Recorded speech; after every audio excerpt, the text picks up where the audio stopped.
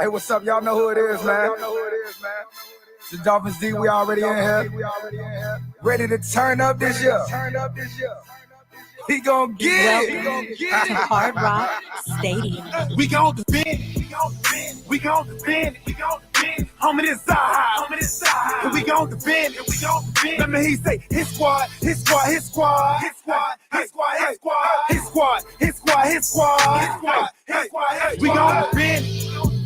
gon' defend. We gon' defend. Homie, this side. And we gon' defend. Let me hear you say, his squad. We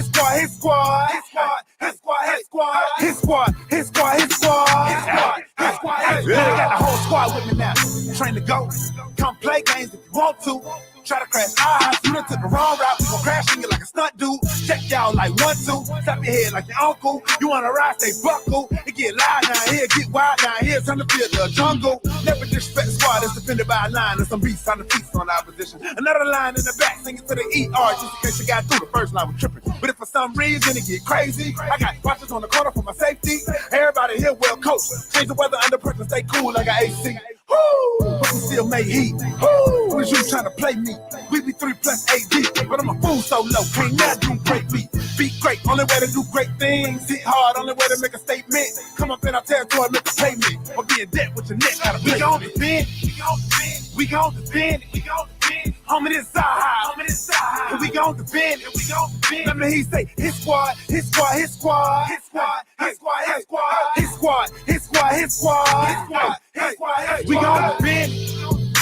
gon' defend. Homie, this side. And we gon' defend.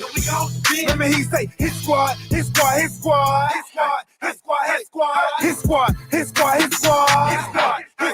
Yeah.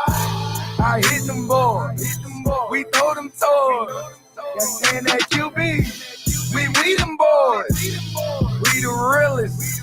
We go gorillas. We out here, homie. You gon' feel us. Don't make me come down. Get in that box. Like I'm red. I'll knock your socks. Won't play y'all boys. Cause we some bullies. We'll take your cookies. Cause y'all some rookies. I'm in the building. Me and Shot Jones. We do lane. We don't play zone. We play that man. So guard your hands. I see your eyes. You're scared, we man. We gon' defend. Homie, this side. And we gon' defend. Let me hear you say, his squad. We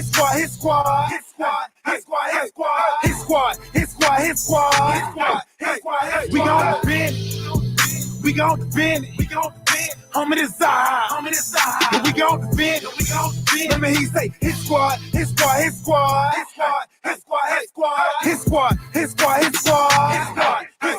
Yeah.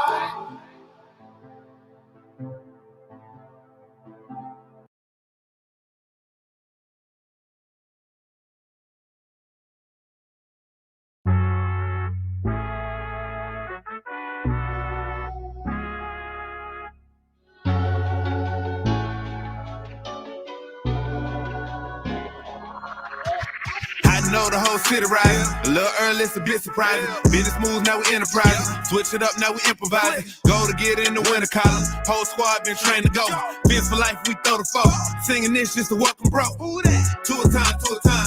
Time to grind, time to shine. To a time. Time to grind, time to shine. To a time. My intuition told me this. To trust the coach, he holds the gift. He knowing when to go with fit. So we knowing when to switch. This year we got the golden pick. Time to see what that pick about. Bad vibes get sent out. Only fans up in this house. We been waiting, yeah, we been patient. Now it's time to cash out, no discount. Super Bowl, yeah, we en route. I don't know when, but it's close. I don't wanna overhype, but I just know I like it. So excited, you gon' notice now. You should notarize it. They say tour from that rock. Shout out to Samoa and Islands. Time to lay the smack down. You think you Dwayne Johnson? Time to be the people's champ. Hit them with the people's elbows. Sit together like it's Velcro. You think you could stop us? Hell no, all day I dream about sports. I think I need some shadows. Custom with some Dolphins colors. Just to let them know we here. Yeah. I know the whole city riding. A little early, it's a bit surprising. Business moves, now we enterprising. Switch it up, now we improvising. Go to get in the winter column. Whole squad been trained to go. Biz for life, we throw the foe. Singing this just to welcome bro. To a time, to a time. Time to grind, time to shine. To a time, to a time. To a time, to a time. To a time, to a time. Time to grind, time to shine. To a time, to a time. To a time, to a time. To a time, to a time. Really hope he the man. Hope we found us a gem. Like the Heat found Bam. Wanna take time to thank Fitz, cause he put on the show. But the young man up, in the whole city know. Time to catch all the blessings. Cash out on the investment. Ball out, don't choke. Fins want all the smoke. Chris Gregg gave hope. Coach flow like spoke. Dan Marino still the GOAT. But to a man on go. Watch to a man throw. Watch to a man scope. Watch to a man dish shoot that we never ever seen before. Fins up, let's win. Born ready for a ring. Maybe 3, 4, 5, 6. This damn week use 10. I know the whole city riding. A little early, it's a bit surprising. Business moves, now we enterprising. Switch it up, now we improvising. Go to get in the winter column. Whole squad been trained to go. Biz for life, we throw the foe. Singing this just to welcome bro. To a time, to a time. Time to grind, time to shine. To a time, to a time. To a time, to a time. To a time, to a time. Time to grind, time to shine. To a time, to a time. To a time, to a time. So low, so low, so low deep. So low, so low, so low deep.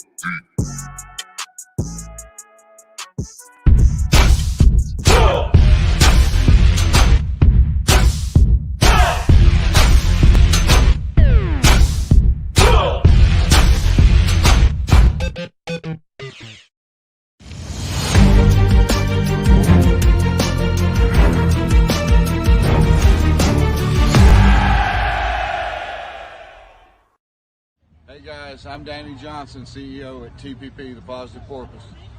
I'm Jason Miller from Fins Up SoCal Fan Club. I'm Scott Howell from Atlanta Dolphin Club. Mark Angelo, NorCal DolFAN Club.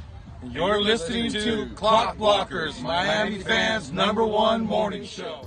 Run it, run it, run it, run it, run it, run it, run it, run it, run it, run it, run it, run it, run it. What is up, ladies and gentlemen? It is your boy, Stephen D, right here live on the #1 Miami fan podcast morning show network, whatever you want to call it. I'm talking about Clock Blockers, baby. What's going on, man? How's everybody doing this morning? It is Spread Kindness Friday. It's Spread Kindness Friday, the greatest and best day of the week. Why do I call Friday Spread Kindness Friday? Well, let me tell you why I call Spread Kindness Friday, Spread Kindness Friday, whatever you want to call it. We call it Spread Kindness Friday here because I believe in the world there's way too much hate and there's way too much division. And, as somebody who struggles with depression and anxiety myself, I always feel that it's always easier when you see a friend just give you a call and say, hey, man, thinking about you. It's always good to let somebody know that you care. And it can be done with just a simple text. It can be done with a simple, hey, what's going on? It can be done with a simple, hey, what about them Dolphins? Whatever it is, just let somebody know that you're thinking about them. And so I think that that's an act of kindness. And it costs nothing to spread an act of kindness. So now if you want to help the channel spread an act of kindness, there's a few different ways you can do that. Well, #1, what you can do is you can go ahead and hit that like button. Smack it, tap it, do whatever you got to do, but just make sure that you hit it. That's the first thing you got to do. Second thing you got to do is, like my man Chef Shu says in the chat box, go ahead and subscribe. Subscribe, like, share, and become a member today. But make sure you subscribe first, right? So if you haven't done that, you need to do that already. If you want to become a member, like my man Chef Shu says, there's an easy way to do that. What you do is you go take a look at the join. If you go into the description, you'll see a link to join. You click that, you hit that link, a page will pop up, and then you can either pick DWA, DWA for life, DWA loyalty, whatever it is, you click it, you make it happen, and you become a member of the family, all right? Like my man Dolphin Don, Chef Ju, Estefan, who else is in here this morning? Stetson, Big Time, all these people. Estefan wants to give a big shout out to Australia, from Mexico and Germany. And Big Time says, good morning, Fins Familia. Clock blockers for life. Miami sports music, trust the process. I love it, man. I love it. And even the guy we're going to have on here in a minute said, good morning, Clock Blockers fam. Let's get this today. Hashtag Spread Kindness Fridays. I love you, Cam. You are the man. I'm going to bring you up here in a minute. But look, Dolphin Dan said, what Chef said? What Chef said? Duke says, shout out to Chef and Esther. Hey, Duke, man, want to see you become a member of the family, big guy from all the way up there in Australia. Come on. Chef Shu says, good morning, Duke T from the Down Under. Well, here today with my good friend Duke Tomlinson. Foster's beer. That's all I can say. I like to do that every time I talk to you, Duke. Bob Young, morning all, 58 days. 58 days? 58 days till Dolphins football. Oh, Dolphins football. I know y'all are excited for it. Come on now. Dance with me. I know it's morning time. You guys might not have had your coffee yet, but you need to because it's Spread Kindness Friday, and I'm super excited to hang out with y'all. Hey, look, I want to hear your questions today, and I want to get you guys involved today. So when you guys come on today, make sure you guys are using the questions or using the hashtags Dolphin Chat as well as Clock Blockers, all right? Make sure you guys use those hashtags. And you guys use them on social media too. And you know what you guys can also do? Check it out. You guys can follow me right here. I got to get the hands right. At Stephen D. SKPL. At Stephen D. SKPL. Spread kindness, positivity, and love. Please go do that, okay? Now, we always have goals every day. We all got jobs around here. Today is your job. Okay, we all got goals. Today's goals. Let's get to 100 likes. We're already at 10 likes. Make that 11.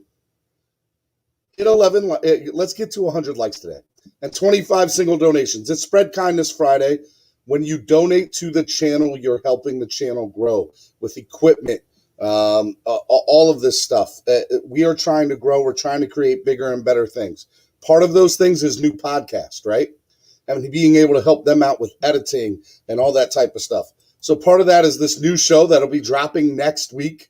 Hell Fins. These guys were on my show this morning. If you missed my show yesterday, I don't know what the hell you were doing because it was an amazing show. We had Hell Fins on. It was great to see those guys. We had Chochos and Paris, minus Armando. Armando wasn't there. But it was great. We had them on. They talked about the new podcast. It is a Spanish-speaking podcast only. Now, yesterday they were speaking in English, but all the podcasts that they will be talking about are in Espanol. So make sure you guys go check that out. All right. Also, today's show is all about you, the fans. It's Spread Kindness Fridays. It's on the #1 Miami fan morning show. It's your boy, Stephen D. But I want to talk to you, so make sure you guys get on. By the way, today at 5 p.m. Eastern Standard Time, What Would Shula Do? My man Wade O is dropping a new episode. Episode 11, X's and O's, trade rumors. He's going to talk about Mike Gesicki and Xavier Howard, which we're going to talk about this morning too. But Wade's going to come on, Wade's going to drop his latest episode. He's going to give his thoughts and his takes on everything. So at 5 p.m. today, make sure you guys are on Miami Sports Music's YouTube page.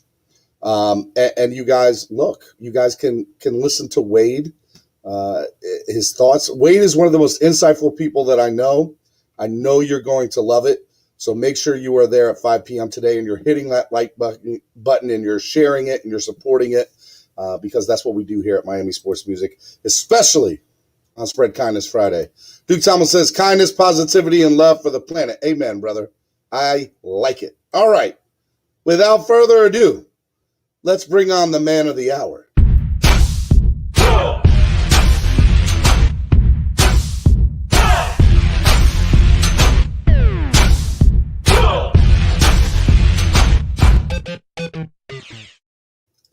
What is going on, man? It's Happy Friday. Good morning, Stephen D. and the Clock Blockers fam. Spread Kindness Fridays. Let's get it today. I am. I'm super excited, and I'm super excited because you're on the show, man. How you been? Man, I've been good. Back from vacation, rested and ready to go, man. Man, you spent 2 weeks on vacation, man. Do you need a vacation from the vacation? I definitely need a vacation from the vacation, man. But, so it be. I've been working all week, but glad to be here on Friday with this great fan you got here, Stephen D. And I want to give a shout out to the guys that were up early in the comment box. Andrew Harris, Estefan, big time, all, clocking in early on a Friday. Hey, that's what we do, man. That's what we do. Make sure you turned your timesheets in early today or you're not getting paid, okay? I'm not playing with y'all. Look, man, it's super – there's so much stuff to talk about. But, first things first, man, just because I feel like there's way too much negativity going on in this world, what does spread kindness mean to you? And why are you glad that we do it here? We at least talk about it and try to get the train going on our Friday show. Well, listen, man, we walk around on this earth, man, just trying to make everybody around us better, right? And that's spreading kindness. Wake up with a smile on your face and doing good for our brothers and sisters out there. And I'm just trying to be better as a person every day and make those around me better. And that's it. That's it, man. And you have a perfect vehicle to do that. This wonderful StreamYard YouTube broadcast, and you can touch a lot of people and spread a lot of kindness on these Fridays and every day. Hey, man, I appreciate that. And that's what I wanted to create here at the morning show, was a platform to be able to do that. All right, guys, I want to obviously have you on the show today. So I'm going to go ahead and put the link down. I'm not going to have you guys come on right away, but if you guys want to get ready and make sure your stream works and everything, go ahead and get the link. The link is in here. Guys, come on. There's a few things I want to talk about with the man himself, Cameron, this morning. But if you guys want to get ready to come on and be guests today, it's going to be a panel show today. I want you guys to talk about it. It's going to be Dolphin Chat. So make sure you guys do that. Okay? All right. Now, without further ado, man, I want to get your thoughts, I guess, on a few different takes. Number one, the Home Run Derby and the Major League Baseball All-Star Game was crazy, right? It was awesome. Tell me your initial thoughts and things that stuck out to you. I hated that Soto and Ohtani were in the first round. Well, it could have been the last matchup, but I loved the format. You saw some epic hitting going on, some epic bombs. I mean, old man Salvi from Kansas City, he would have been in the finals if he weren't matched up. Had a bad matchup in the first round, but it was exciting, man. And that three hit playoff between Ohtani and Soto, that was epic, man. And I love it. But I tell you what, Alonso, Pete Alonso, he showed up on another planet. And he showed that he was built for that competition. And even though he's on that lowly Mets team that we don't like too much around here. But you got to respect what he did, and he was having fun doing it and hitting some epic bombs. Dude, it was crazy, and I've been a baseball fan for a very long time, and if you look at the Home Run Derby competition, one of the best parts about it is getting to see the favorite players in the league, their faces, and getting to know them. There were a few things that I think Major League Baseball could have done better. During people get to call timeout. A 30-second timeout during the home run competition, and Major League Baseball would go to commercial. And there were a few different points in there where I was like, I want to hear what they're saying and the other players are saying to them. And I feel like it's the fan interaction that I think baseball is always missing out on. One of my favorite parts about Monday mornings or Tuesday mornings is listening to the sound effects or the sound bites from football. I want to hear what players are talking about on the sidelines. And the coaches yelling at the players. And baseball I feel like they dropped the ball with that. Well, they really didn't, Steve. If you went to ESPN2 or MLB.com, they had the StatCast broadcast. And they did the commercials simultaneously when they were doing the timeouts. And it was pretty cool. I mean, you could see the interaction between the other players and the home run hitters during that timeout.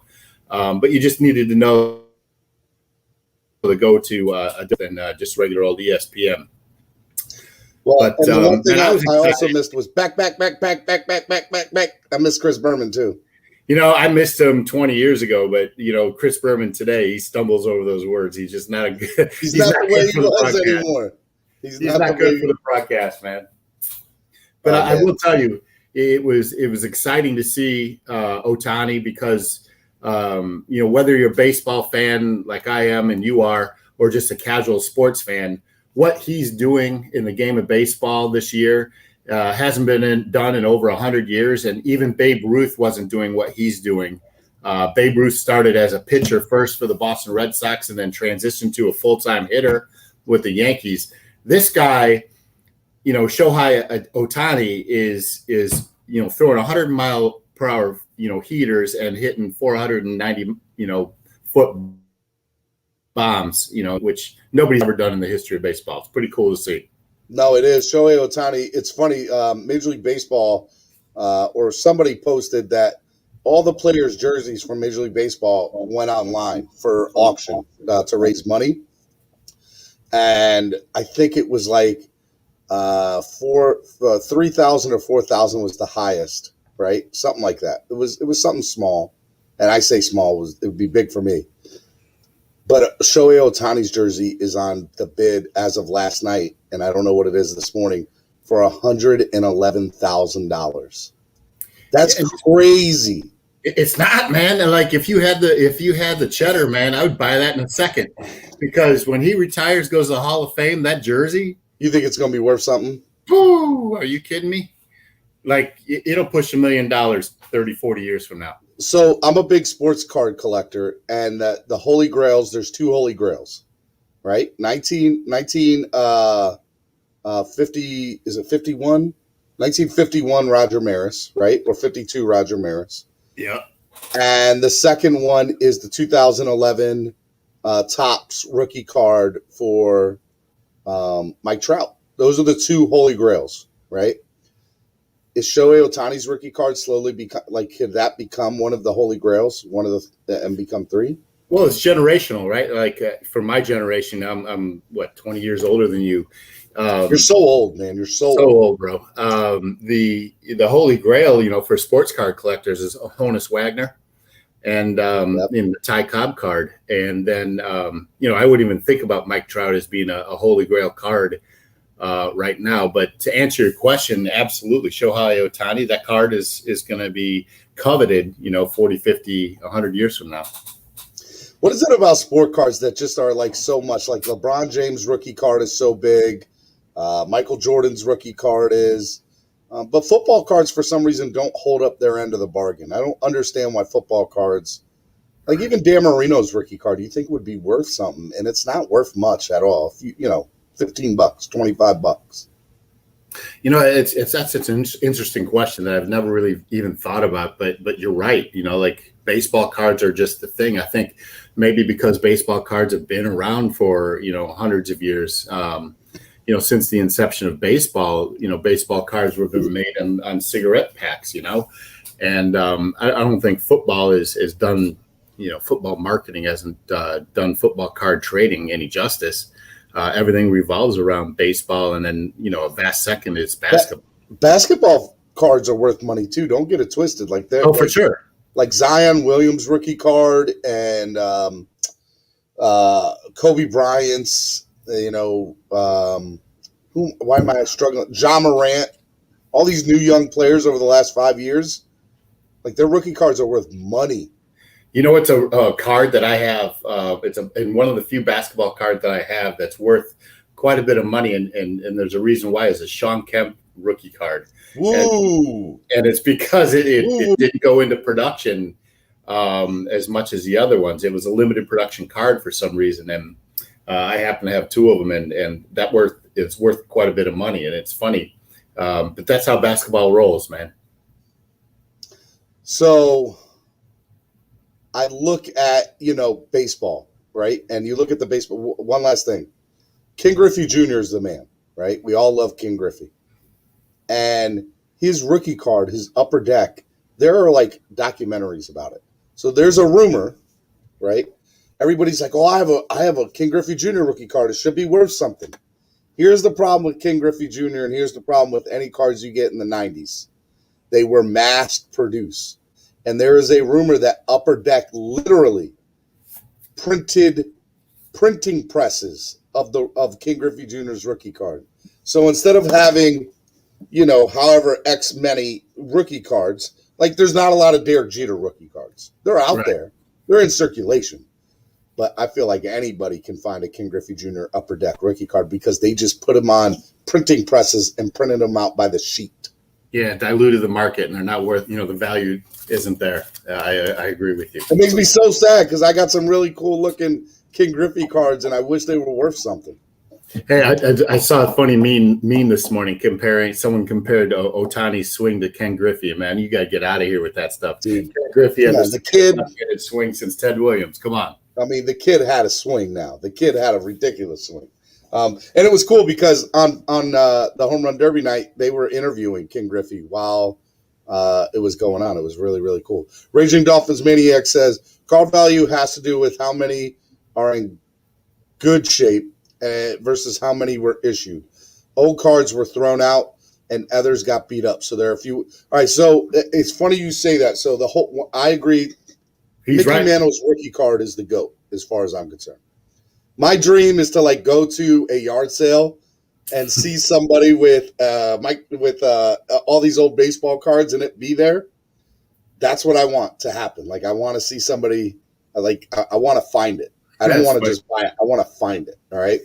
Anyways, with all that being said, Topps at the time didn't think that baseball cards were going to be worth anything, and they couldn't sell the 1951 set. And what ended up happening is the owner of Topps at the time said, we just need to get rid of them because the rats are eating them up in the warehouse. So they took all the entire inventory they had of 1951 and threw them in the Hudson River. And that's part of the reason why Roger Maris's rookie card is worth so much, because there's not a lot of them at all.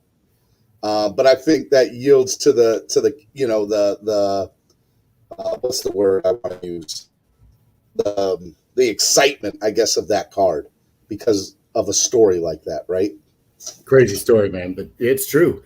And Raging Dolphins Maniac said, man, it's all about the condition and really the availability of said card. So the older they get, the less they are available, and the more valuable ones, are good condition ones are more valuable. That's exciting, man. And it was a great All-Star game. I enjoyed the All-Star game.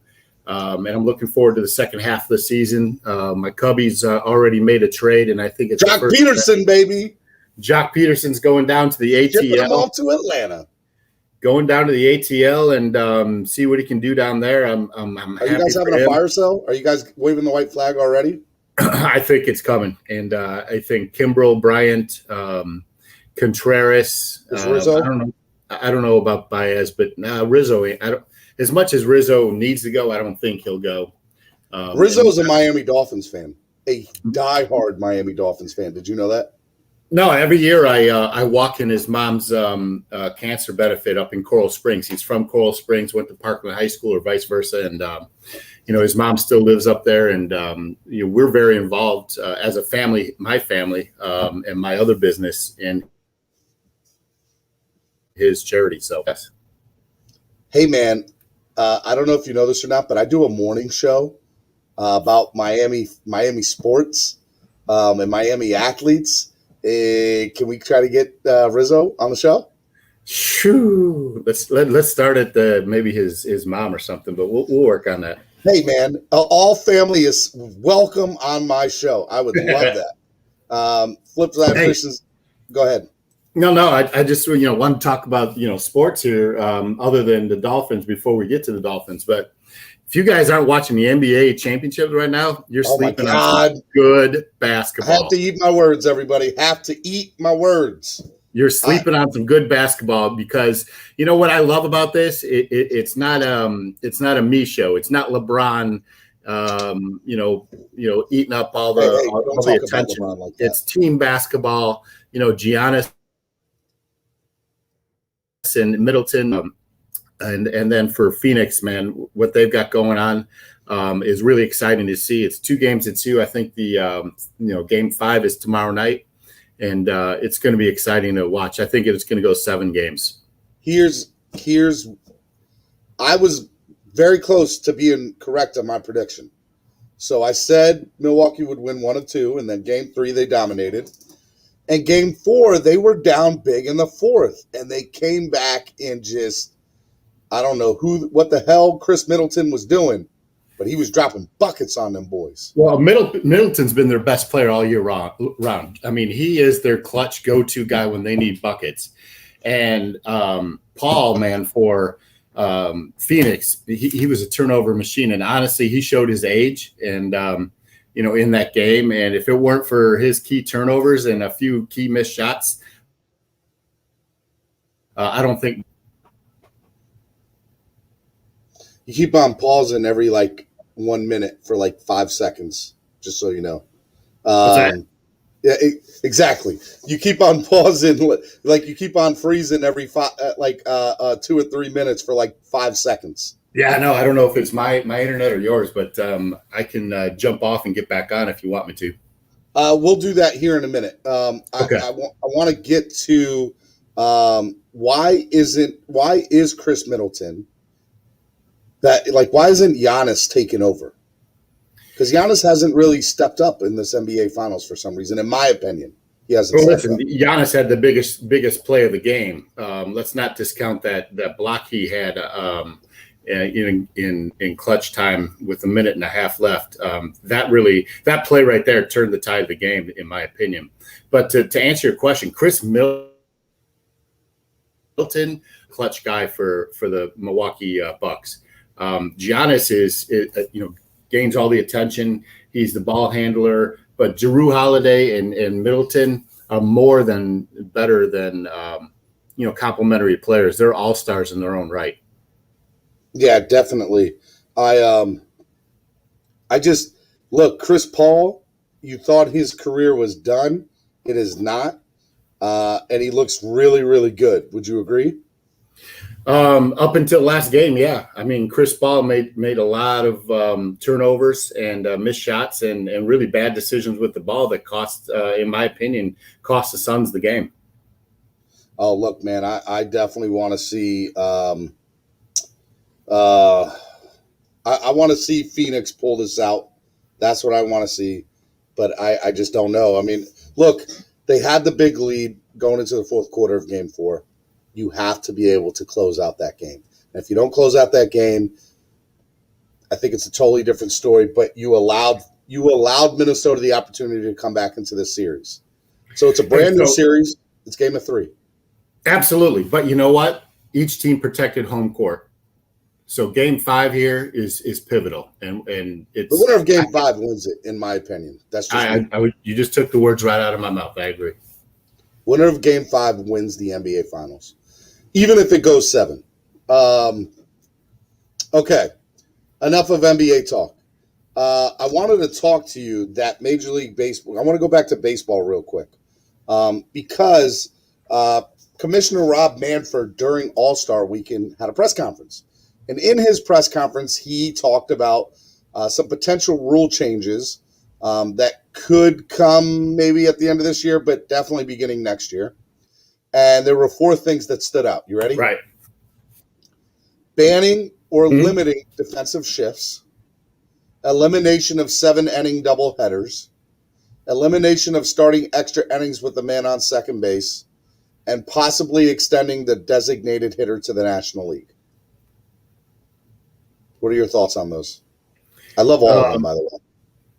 What's that? I love all of them, by the way. I hope they all happen. I love 3 of the 4.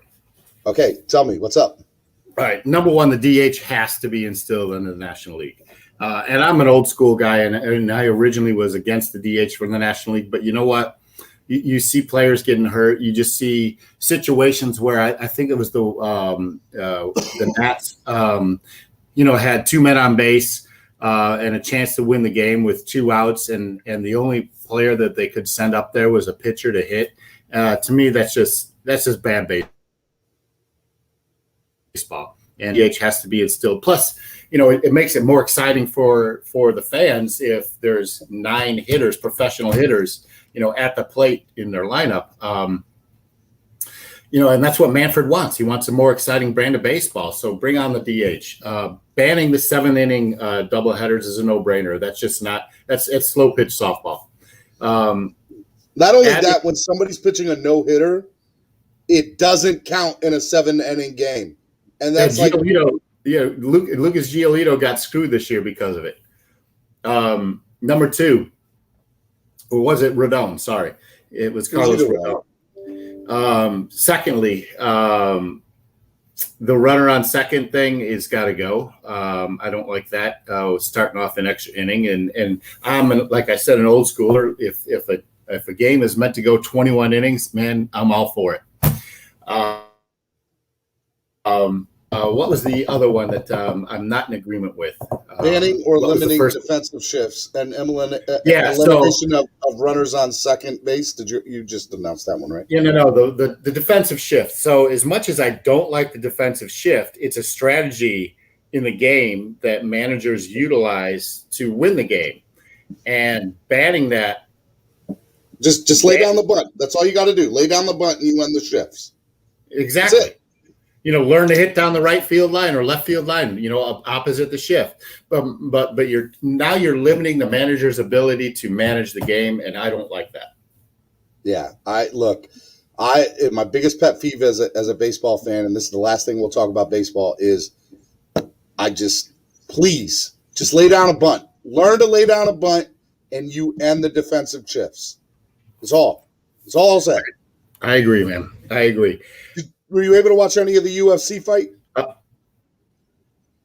Man, absolutely. I love that Conor got beat down. Thank you. That's all we need to talk about. We're good. We can go on to Dolphin Chat now. No. Before we get to Dolphin Chat, I want to give you a shout out to UFC. Tomorrow night is the return of Miesha Tate. It's going to be good.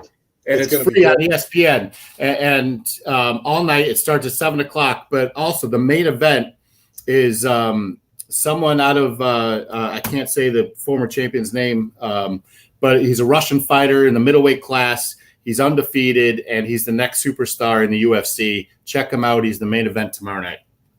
Well, it's funny. So I've been talking with Angel Ortiz, who's going to be our new he's going to have a new podcast out, which I love. I'm super excited about it coming out. I'm going to show you the new logo that was officially approved today or this morning, early this morning. So woo! Love it. Fire and Ice Combat Sports Podcast hosted by Angel Ortiz. That is going to drop hopefully next week or the week after the first episode.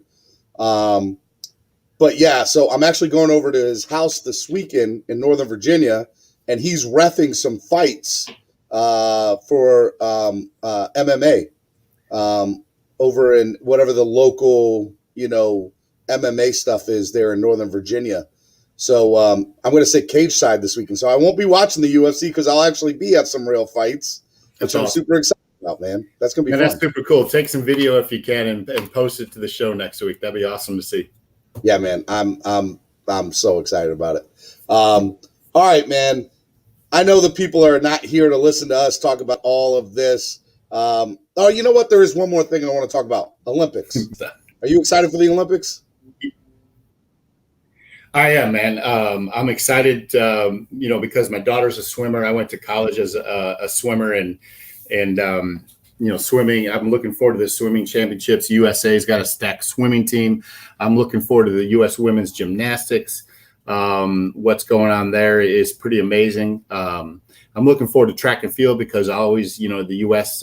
has a dominant team, even though there were some things, a couple athletes barred that I'm not in agreement with, but we won't go there. But yeah, I'm looking forward to the Olympics. I agree. And it was funny because, you know what, I will go there just a little bit because people were trying to ban watching the team. And I'm like, that's all well and good, but I'm not going to punish these other athletes that have they've trained their entire lives to go to the Olympics. And for us to not support those athletes, I don't want to do that. So I felt like I needed to say that because, look, I'm in with you. I think Sha'Carri should be there. But I'm going to support these other athletes and for them repping their country, our country. And I'm excited, man. And there's so many new sports, 3-on-3 basketball, which I'm super excited to watch.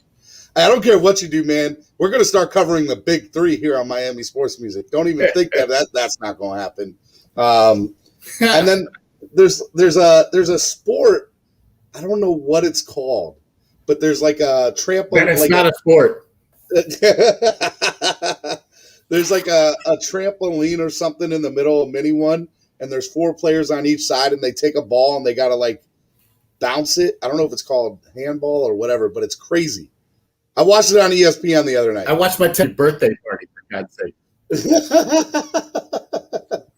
Dude, there's some interesting stuff in the Olympics that I'm like, that's a sport?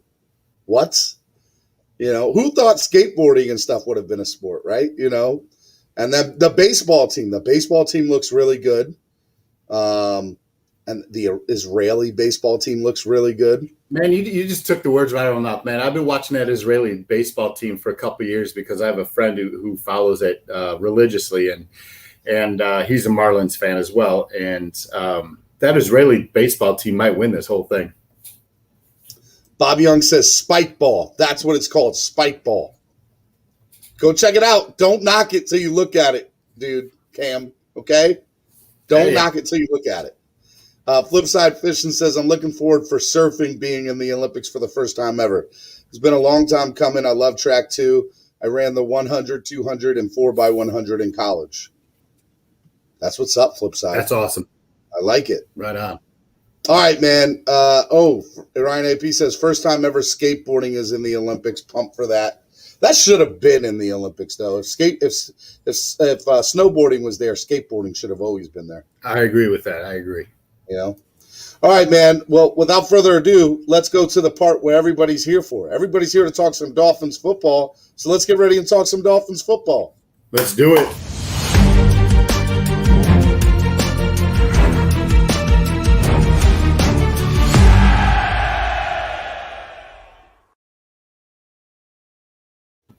What is up? It is your boy, Stephen D, right here on the #1 Miami fan morning show. I'm talking about Clap Blackers. Alongside me is my co-host on every Friday, Spread Kindness Fridays. Make sure you guys are spreading that kindness. My man Cameron from East 32 Dolphins Tailgate. See, I messed up again. That's all right. We're going to get it eventually one day. And then, look, guys, if you guys have not done so already, we got 21 likes. Hit that like button. Smack it, tap it, pancake it, eat it, drink it. I don't care. Just hit that like button. And most importantly, make sure you're sharing. Because we can't grow without you. Hey, bro, I need one of those shirts. I need one of those shirts. I like that. That's pretty dope.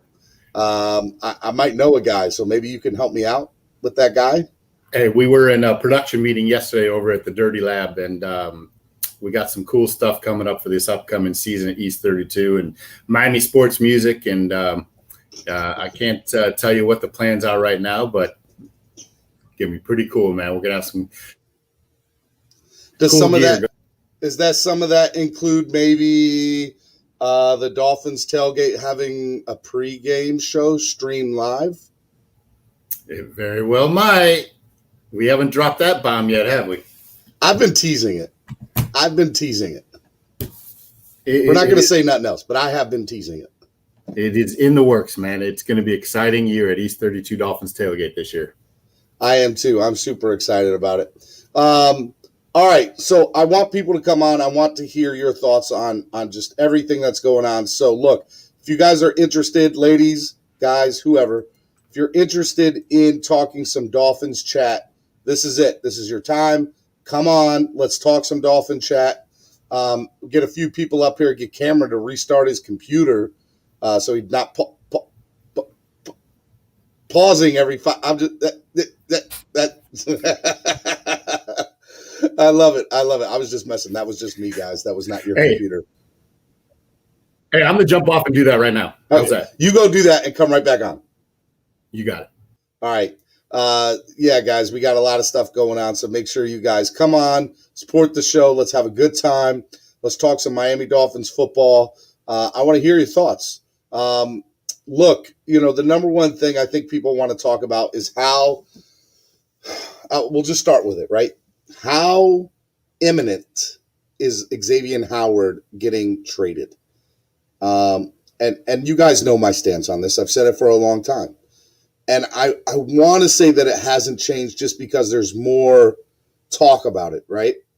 What I think is truly going to happen is I think he's going to hold out. I think he's going to hold out for the entire preseason, training camp and preseason. He'll come back week 2 with 1 week under the belt. And I think what's going to end up happening is you're going to see him play week 1. He'll be here week 1. I don't see him getting traded. I don't. And the reason why I don't see him getting traded is I think he wants to be here ultimately. I just think he wants to get paid. And I think he knows, I think there's a respect. I don't know this. I understand there's been a lot of stuff in the media to contradict everything that I'm saying. I'm just going on gut feeling. And my gut feeling is that this is going to get worked out. It's going to get worked out. Miami Football Talk says, your video stream is lagging. Bro, it's everybody wants to hop on this morning. That's what that is. Let's see here. There we go. I'm just going to close some stuff out on my computer screen, and maybe that will help everything. And we will see what's going on. See, I don't have nothing else turned on right now except for you. Except for you guys. I have everything else turned off on my computer. See, that's why when you guys donate to the channel, it helps the channel grow. I can get faster processing speeds. So, look, it's all good. NorCal Dolphins says, good morning, Miami Sports Music Crew. Miami Football Talk says, went away. Did I go away or did the lagging go away? You tell me which one went away. Let's see here. Raging Dolphins Maniac says, gotta run to work, folks. Happy Friday. Love it. At Cameron, thoughts on Eichenberg. We're going to get to that in a minute. Okay, so we're good now, Miami Football Talk, right? We're good? We're good. Awesome. Why can't the Dolphins pay him what he wants with bonuses? Does bonuses affect the cap? Bonuses don't affect the cap usually, but I think because of where we're at in the season, they would. I don't think you can give him a bonus.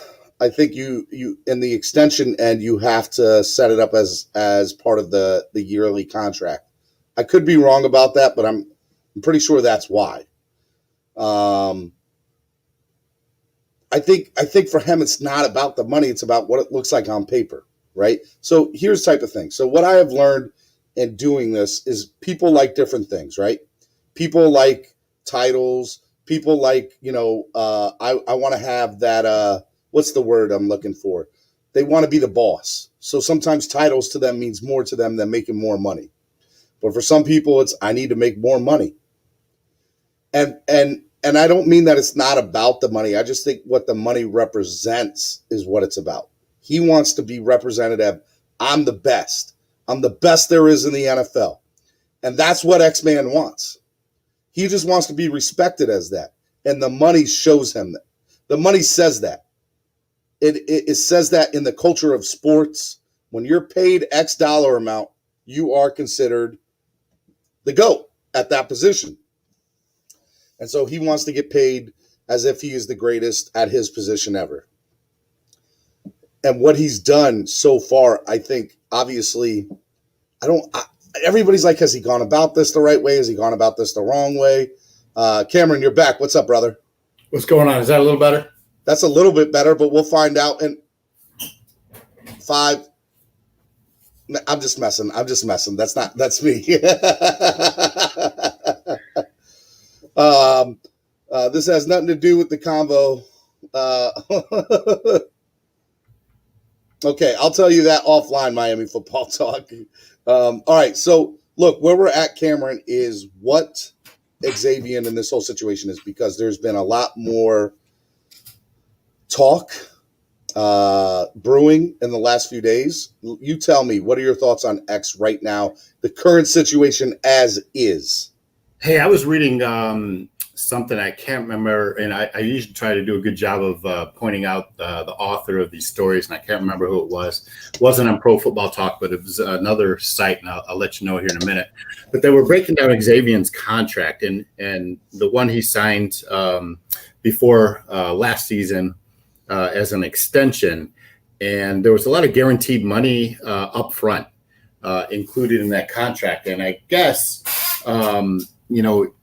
it looks to us casual fans as a contract that's favorable to X. But when in reality, if you break it down on a year-by-year basis, there's a buyout clause each of the years that the Dolphins have that really, doesn't guarantee him that contract moving forward.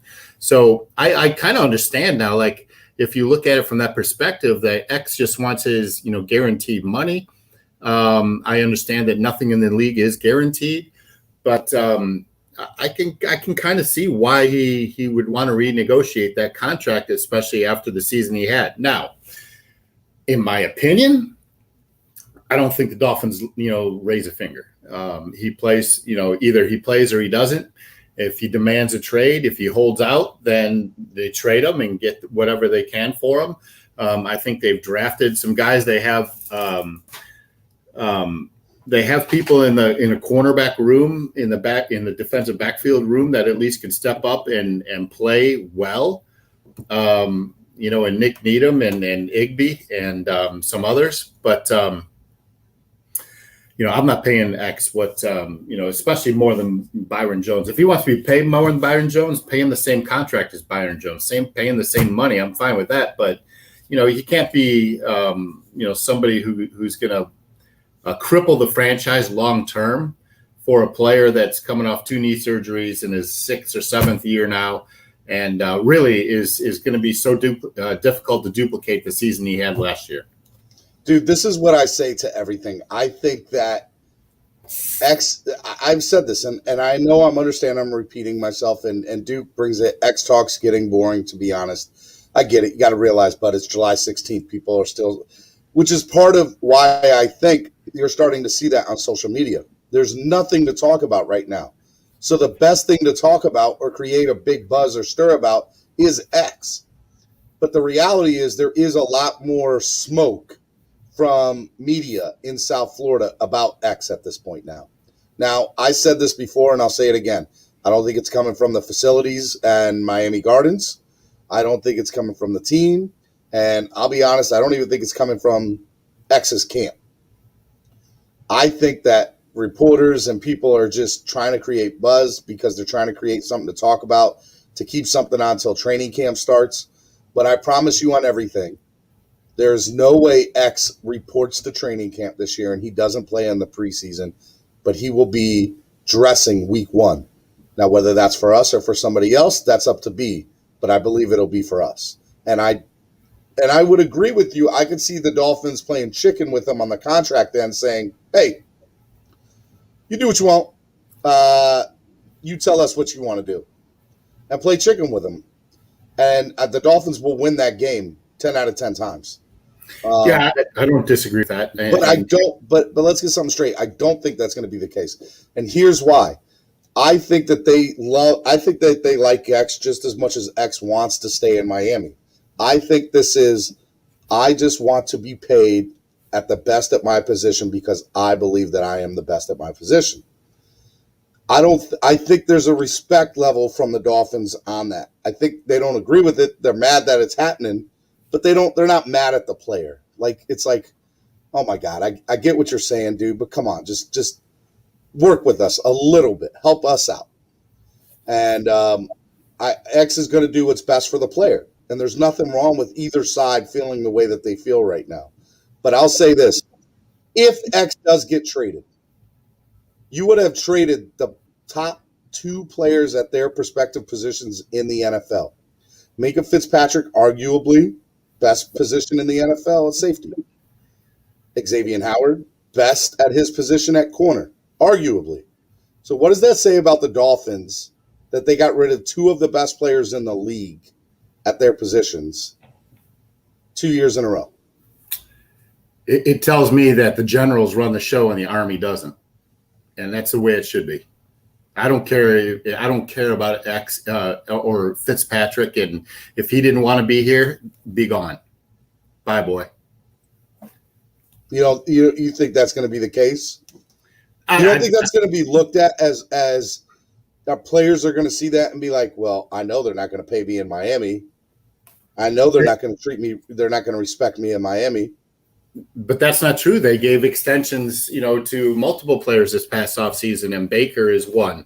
The backup tight end is another. They do pay players where it fits into the budget and fits into the concept of what they're trying to do long term. And Xavier got his extension.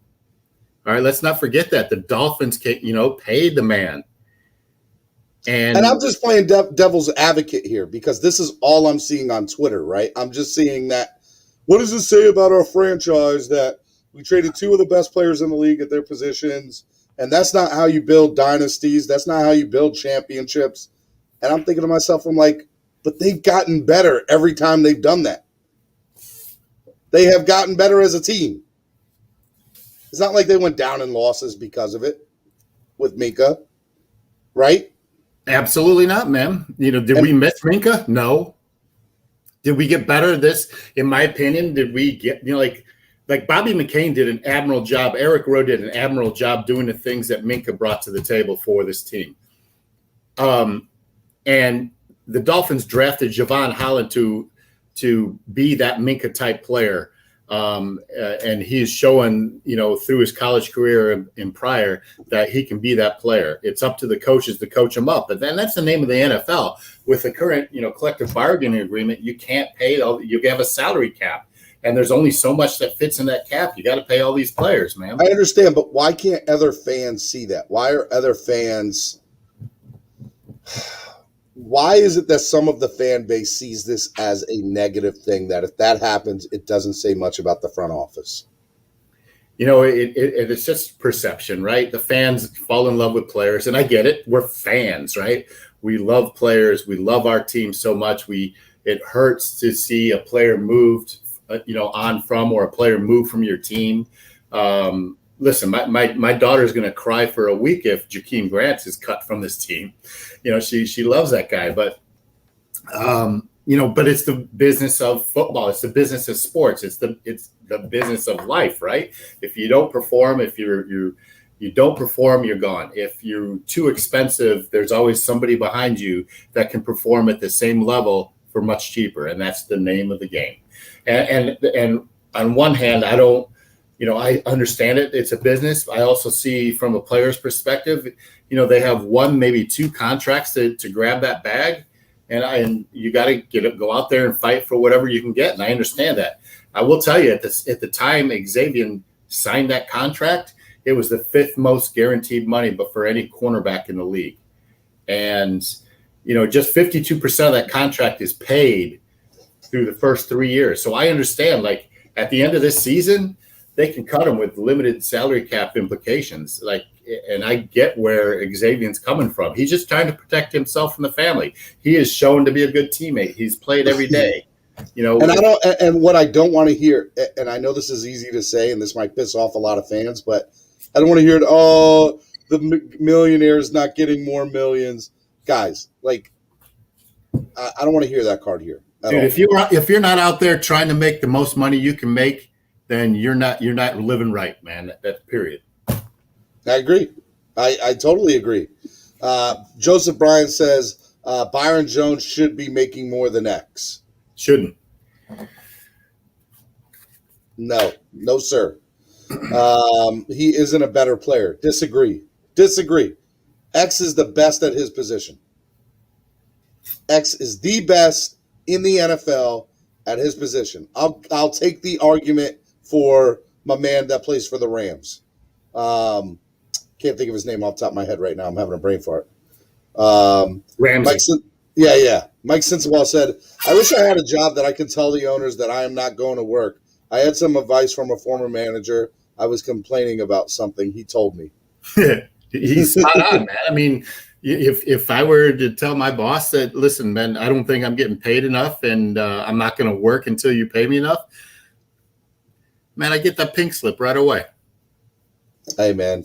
Joseph said I read that wrong. All right, man. Tell me how I did, and I apologize if I did. Wasn't trying to. I thought that's what you said. Ryan. No, he said Byron Jones should not be making more than X, which we agree with. Oh, okay. All right. I did read that wrong. I'm sorry, dude. That's not what I meant to do. Let's see. Always reading them wrong. At Joseph. See, Duke, you got to call me out over there in Australia. I appreciate that, bud. Stevie up every morning grinding. Keep doing the damn thing. I appreciate it, man. I appreciate it. We are going to be here whether you are or not. I'm assuming you're talking about X. Esther, what are you talking about? Byron's more important? Guys, I want you to come on, talk about I want to hear from you. This is your show today, guys. Dolphin Chat is your show. I want to hear from you, the fans. Let's make it happen. Guys, come on. NorCal says, I wish I could tell my Rover customers I fixed their car better. Then I thought so. The bill is 40% more because I did a better job. Man, you mechanics do that crap all the time. Don't give me that. Oh, I'm sorry. We had to order the part from Indonesia. It took longer. It's going to cost you more. Get out of here. It's going to be at least 2 weeks before your car is ready. At least. Oh, we discovered 6 of the pistons don't work. We had to replace them all. Hey, I would highly recommend that you get this long list of stuff fixed before it goes out on your car. Right. And your bill's going to be $5,223. Thank you. We love you, Mark. We love you, Mark. We know you're grinding and doing your thing there in North Cal, man. Keep doing it. Blockers, playing devil's advocate, then why not pay X if he's the best? I said you should. People don't like when I say that. People do not like when I say that. I say give X the bag. I think it's worth giving X the bag. So let me ask you this, Steven. Are you confident X is giving you the same, if not better, production than he did last year? Number one. I think it's worth the gamble. Number two, are you gambling on his knees and his health? Number three, where does it fit in your budget as a team to pay the other players you're going to have to pay, coming up? So if you pay X, you got to get rid of Parker. You got to get rid of Gesicki. You got to get rid of. Well, Gesicki's gone. I don't care what anybody says. I'm saying hypothetically here, you have to get rid of some players in order to make that portion of his contract fit in the budget. And listen, I appreciate Greer and the team sticking to their guns and maintaining their plan long term. They have a plan and it's working. And they gave Xavier the bag a year and a half ago. Listen, I can't see the Dolphins, paying him, maybe extending him for another year or two. Maybe that works, but I can't see them restructuring again. That just sets a bad precedent. Look, I think if it was anybody else paying him, it does set a bad precedent. But as I said to you before, and I've said this on the air, if you are walking into the GM's office and you're asking for a raise, and he comes to you and says, hey, are you the best at your position in the NFL? And if your answer is not yes, you need to turn around and walk out that door. But that's their job. He got an extension already. It's his job to be the best. All right. So you just because. All right. So what if he goes out? All right. So let's say they give him, an extension, or they give him a new restructured contract, and they make him the highest paid this year. So what if he goes out and has 14 interceptions and has the best player rating? Is he going to come back again next year and try to restructure because he did it again? So the Dolphins have to have a fail-safe in this contract if they want to do that, right? They do. And I think they do right now. You are correct. I think if you want to keep him, which I think that they do, hence why he has not been traded yet, okay? I think that what you do is you say, okay, man, we'll make you the highest paid this year, and we're going to make the contract very friendly to us next year. And on the back end, that's when you're going to get your money, right? And he's going to be like, that's not what I want. Correct. If you want an extension, that's how this is going to be. And I think he'll give up and say, okay, yeah, that's fine. At least I get it. Because then one of two things happens. If he's hurt or doesn't play to his advantage, you get rid of him. You release him. It's not a big cap hit. Have a nice day. If he's just as good as we hope he's going to be and what he says he is, then what will happen at that point is you can go say, hey, well, we're not going to change your contract number-wise. We're just going to make it that you get more up front than on the back end. And then you're still not hurting yourself. I think, honestly, they don't even broach the subject. I think that they let him hold out, and it's going to cost him each day. And then each day he holds out, you know how the press is. They're going to be on him and make him look like the bad guy. Well, that's what the press does. But we're not. But listen, and the Dolphins know that, and they'll utilize that against X. And sooner, and he'll be viewed as not a team guy. So as soon as they're already doing that. They're already saying that. But you know what that's doing is diminishing his trade value to other teams. All right. So listen, numbers don't lie, bro. Numbers don't lie. X does not have, the strong arm here. He doesn't have the leverage, and the Dolphins do. I want everybody to listen and listen real good. Clock Blockers, Miami Sports Music, Stephen D says that he will hold out the entire training camp and preseason. Mark my words. It's going to happen. Be prepared for it. And I don't think that either party's going to be upset by it. That's what I think. And I think he'll dress week 1. Chris Johnson says we have had X for 4 more years on his contract. Let him sit out and play.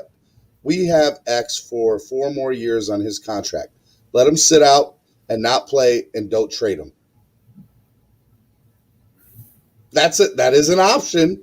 Shout out to you for the $5 donation, Chris. Shout out, Chris. Thank you very much. And listen, I agree and disagree. Like, X isn't going to sit out because, number one, he's a player. Number two, he can't make money while he's sitting on the sidelines. And making money, meaning even if he gets traded, he can't renegotiate a contract. He's not going to be attractive to any new team if he's sitting out. He has to be on the field to increase his value, whether it's to the Dolphins or somebody else. Estefan says, first-round pick coming to Miami. Get on the train. Choo-choo. That's to stop smoking in this early in the morning. Come on. Yeah, I don't see how that is going to happen at all. Drip ENT says he's not even top 5. X is a fluke. What? Are you crazy? Are you outside of your all right, I need somebody in here that agrees with me, that understands this is a game of chicken, that Miami's going to win, and that he's going to play week 1 and he's not going to get traded. Is there anybody in here that thinks that? Please let me know. I'm here. I agree with you. You think he's playing week 1 for the Dolphins? Yeah. Yeah. Okay. And you don't think that it's going to be a big personal thing between the two of them?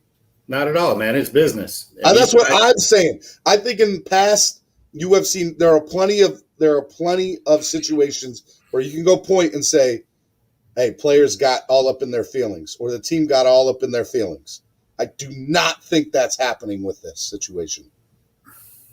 I think both parties understand this is a business.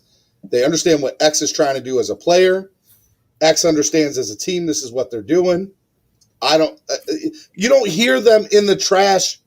Like, I'm sure it's going to come, by the way, in training camp, because people are going to say sources close to the situation say that's all bullshit. By the way, that's not happening. I'm telling you right now. I don't think X is mad at the Dolphins. I don't think the Dolphins are mad at X. They're just seeing who's gonna turn first, who's playing chicken first.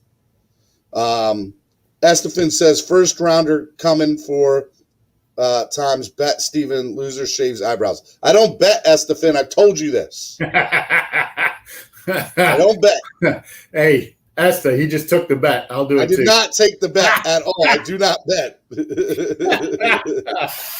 I do love you guys, though. I think he knows his knee is hurt and he's hiding it. That's a new storyline. I haven't really heard too much of that. Trade X for the Titans center Ben Jones in a second rounder. That's actually not a bad trade. I wouldn't be upset with that. Ben Jones is a beast. There's a reason that Tannehill got to throw this year, because Ben Jones was covering his ass. Trade for Derrick Henry. That'll never happen. I would straight up trade Xavier Howard for Derrick Henry 10 out of 10 times. Tennessee will never allow that to happen. There's no way. That'll never happen. Trip ENT Lattimore. Yep. Marcus Peters. Yep. AB says, good morning. What's up, AB? AB, how are you doing, man? All right, man. Let's kind of go to some other storylines this morning. Guys, if you want to come on, I want you to come on, okay? I want to hear from you. I want to hear your thoughts on everything. Here, paste, StreamYard. So the StreamYard link is up in the chat box. Come on. Let's hear from you. Make sure you're hitting that like button. Make sure you're sharing this link. And also, if you guys want to donate to the channel, just like my man Chris Johnson did a little bit ago. Shout out to you, Chris. You guys can do that one of three ways. You can use the YouTube Live Super Chat, or Cameron, I need you to point up. You can use PayPal or Cash App. Okay? Either one of those. MSM Podcast Network. They all work. When you donate to the channel, it helps the channel grow.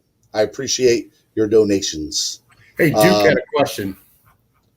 All right, where's Duke at? He had a question about Liam Eichenberg in the right side of the line. Yes, he did. He did. And I just want to address it real quickly. I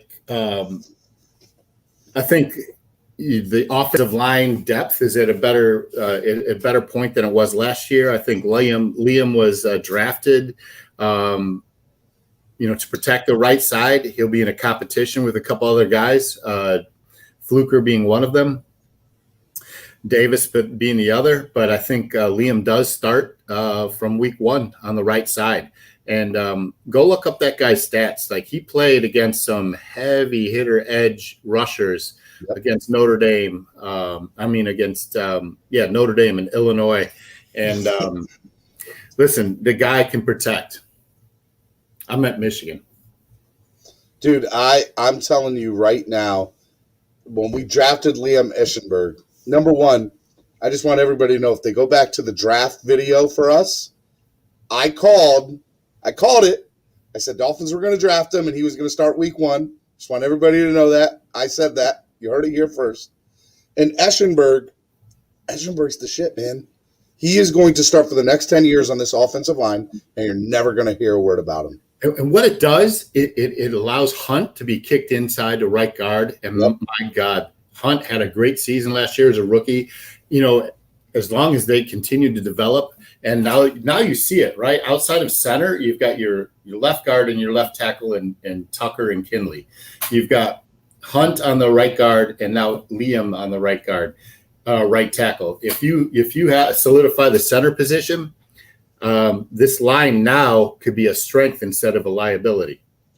Dude, I'm telling you that the biggest liability we have is in Matt Skura or Michael Dieter, which, by the way, Skura is going to start over Dieter. But with all that being said, that's where our biggest weakness is on the offensive line. I think for the first time in years, you heard me say it, years, the Dolphins have depth. I'm going to use that word again, depth at offensive line. And it's amazing. It is amazing. If somebody goes down, it's not going to be the end of the world. I think the next person will be able to come in and fill in really good. And here's the other thing. These guys are young. So the hope is that they stay healthy, right? And that's what I think is going to happen. I think the three rookies that started last year are going to start and play more this year.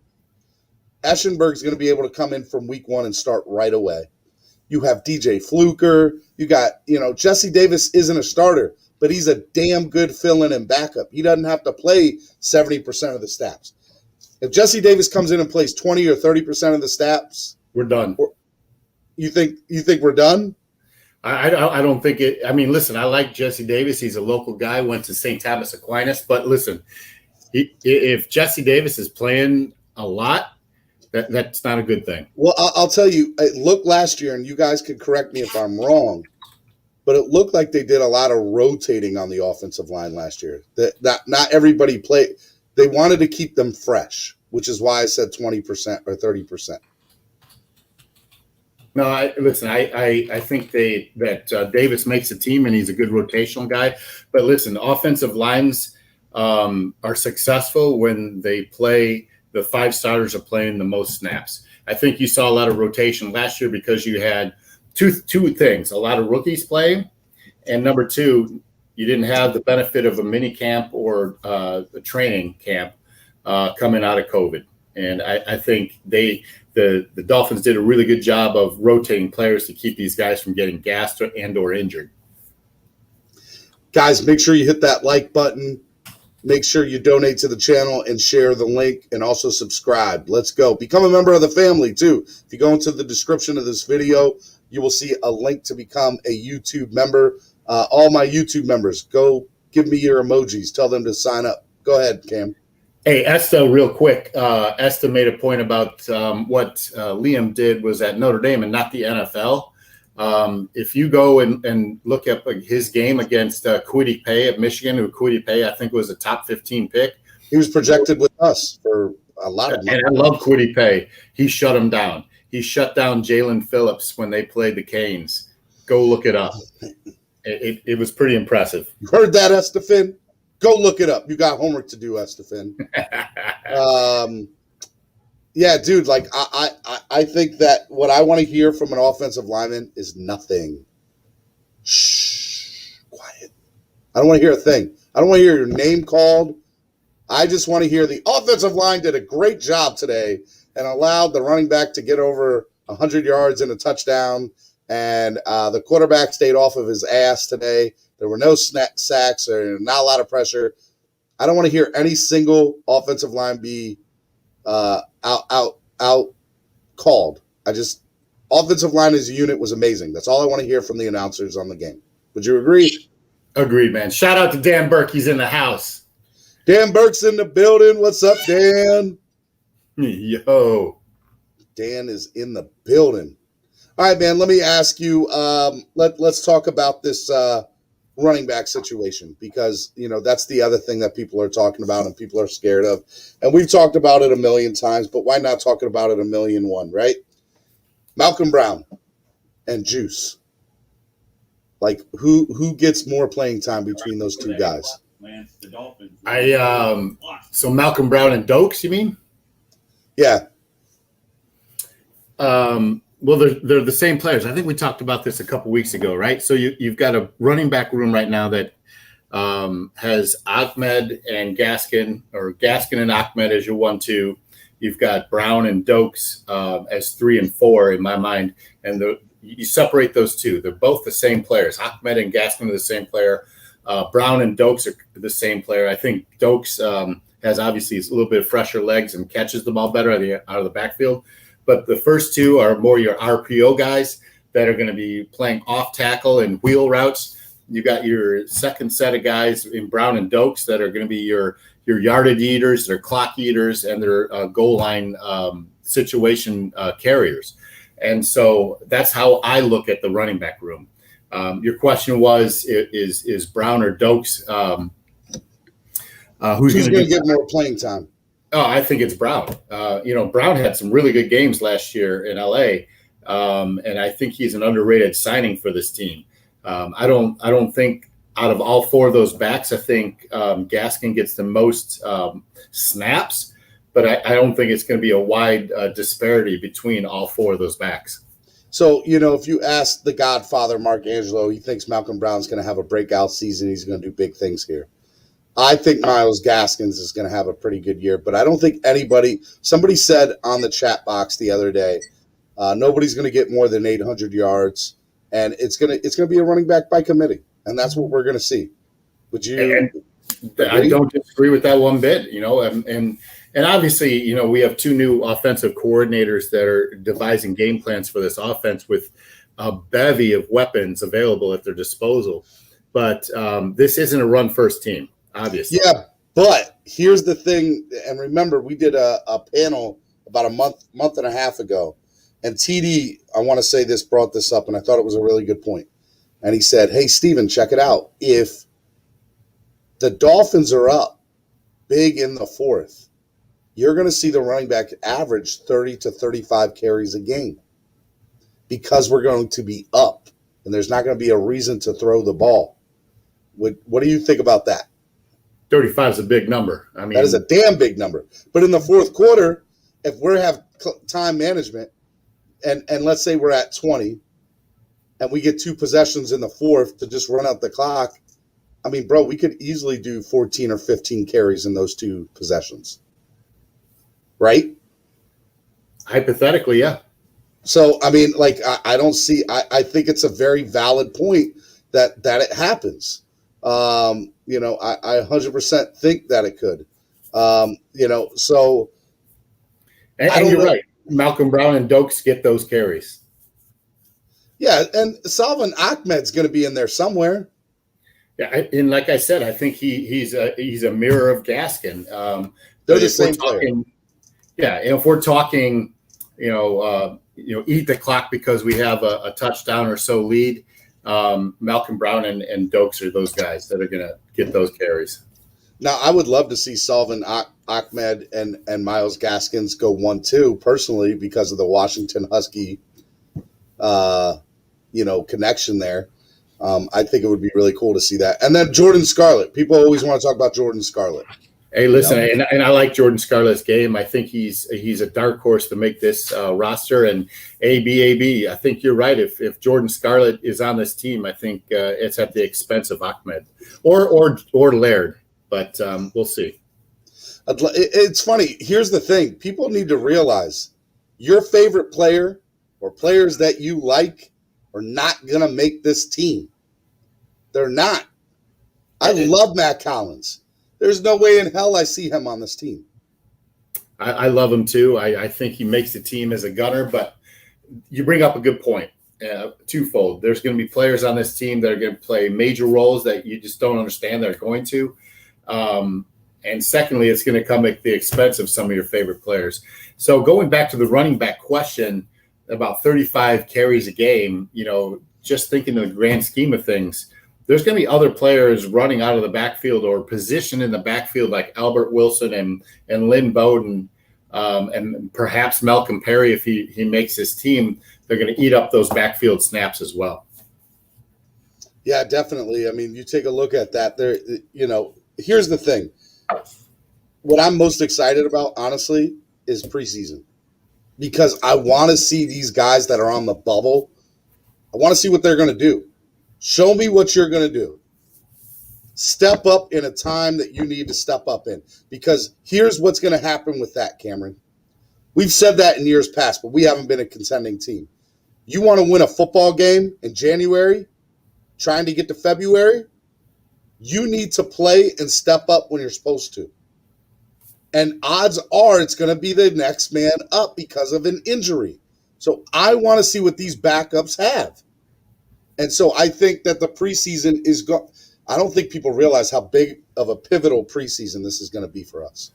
For the first time ever preseason, like you need to be watching in the third and fourth quarter because it's going to mean something because these guys are good enough to start on past 7 years Miami Dolphins teams. And because our depth are so good, they're not.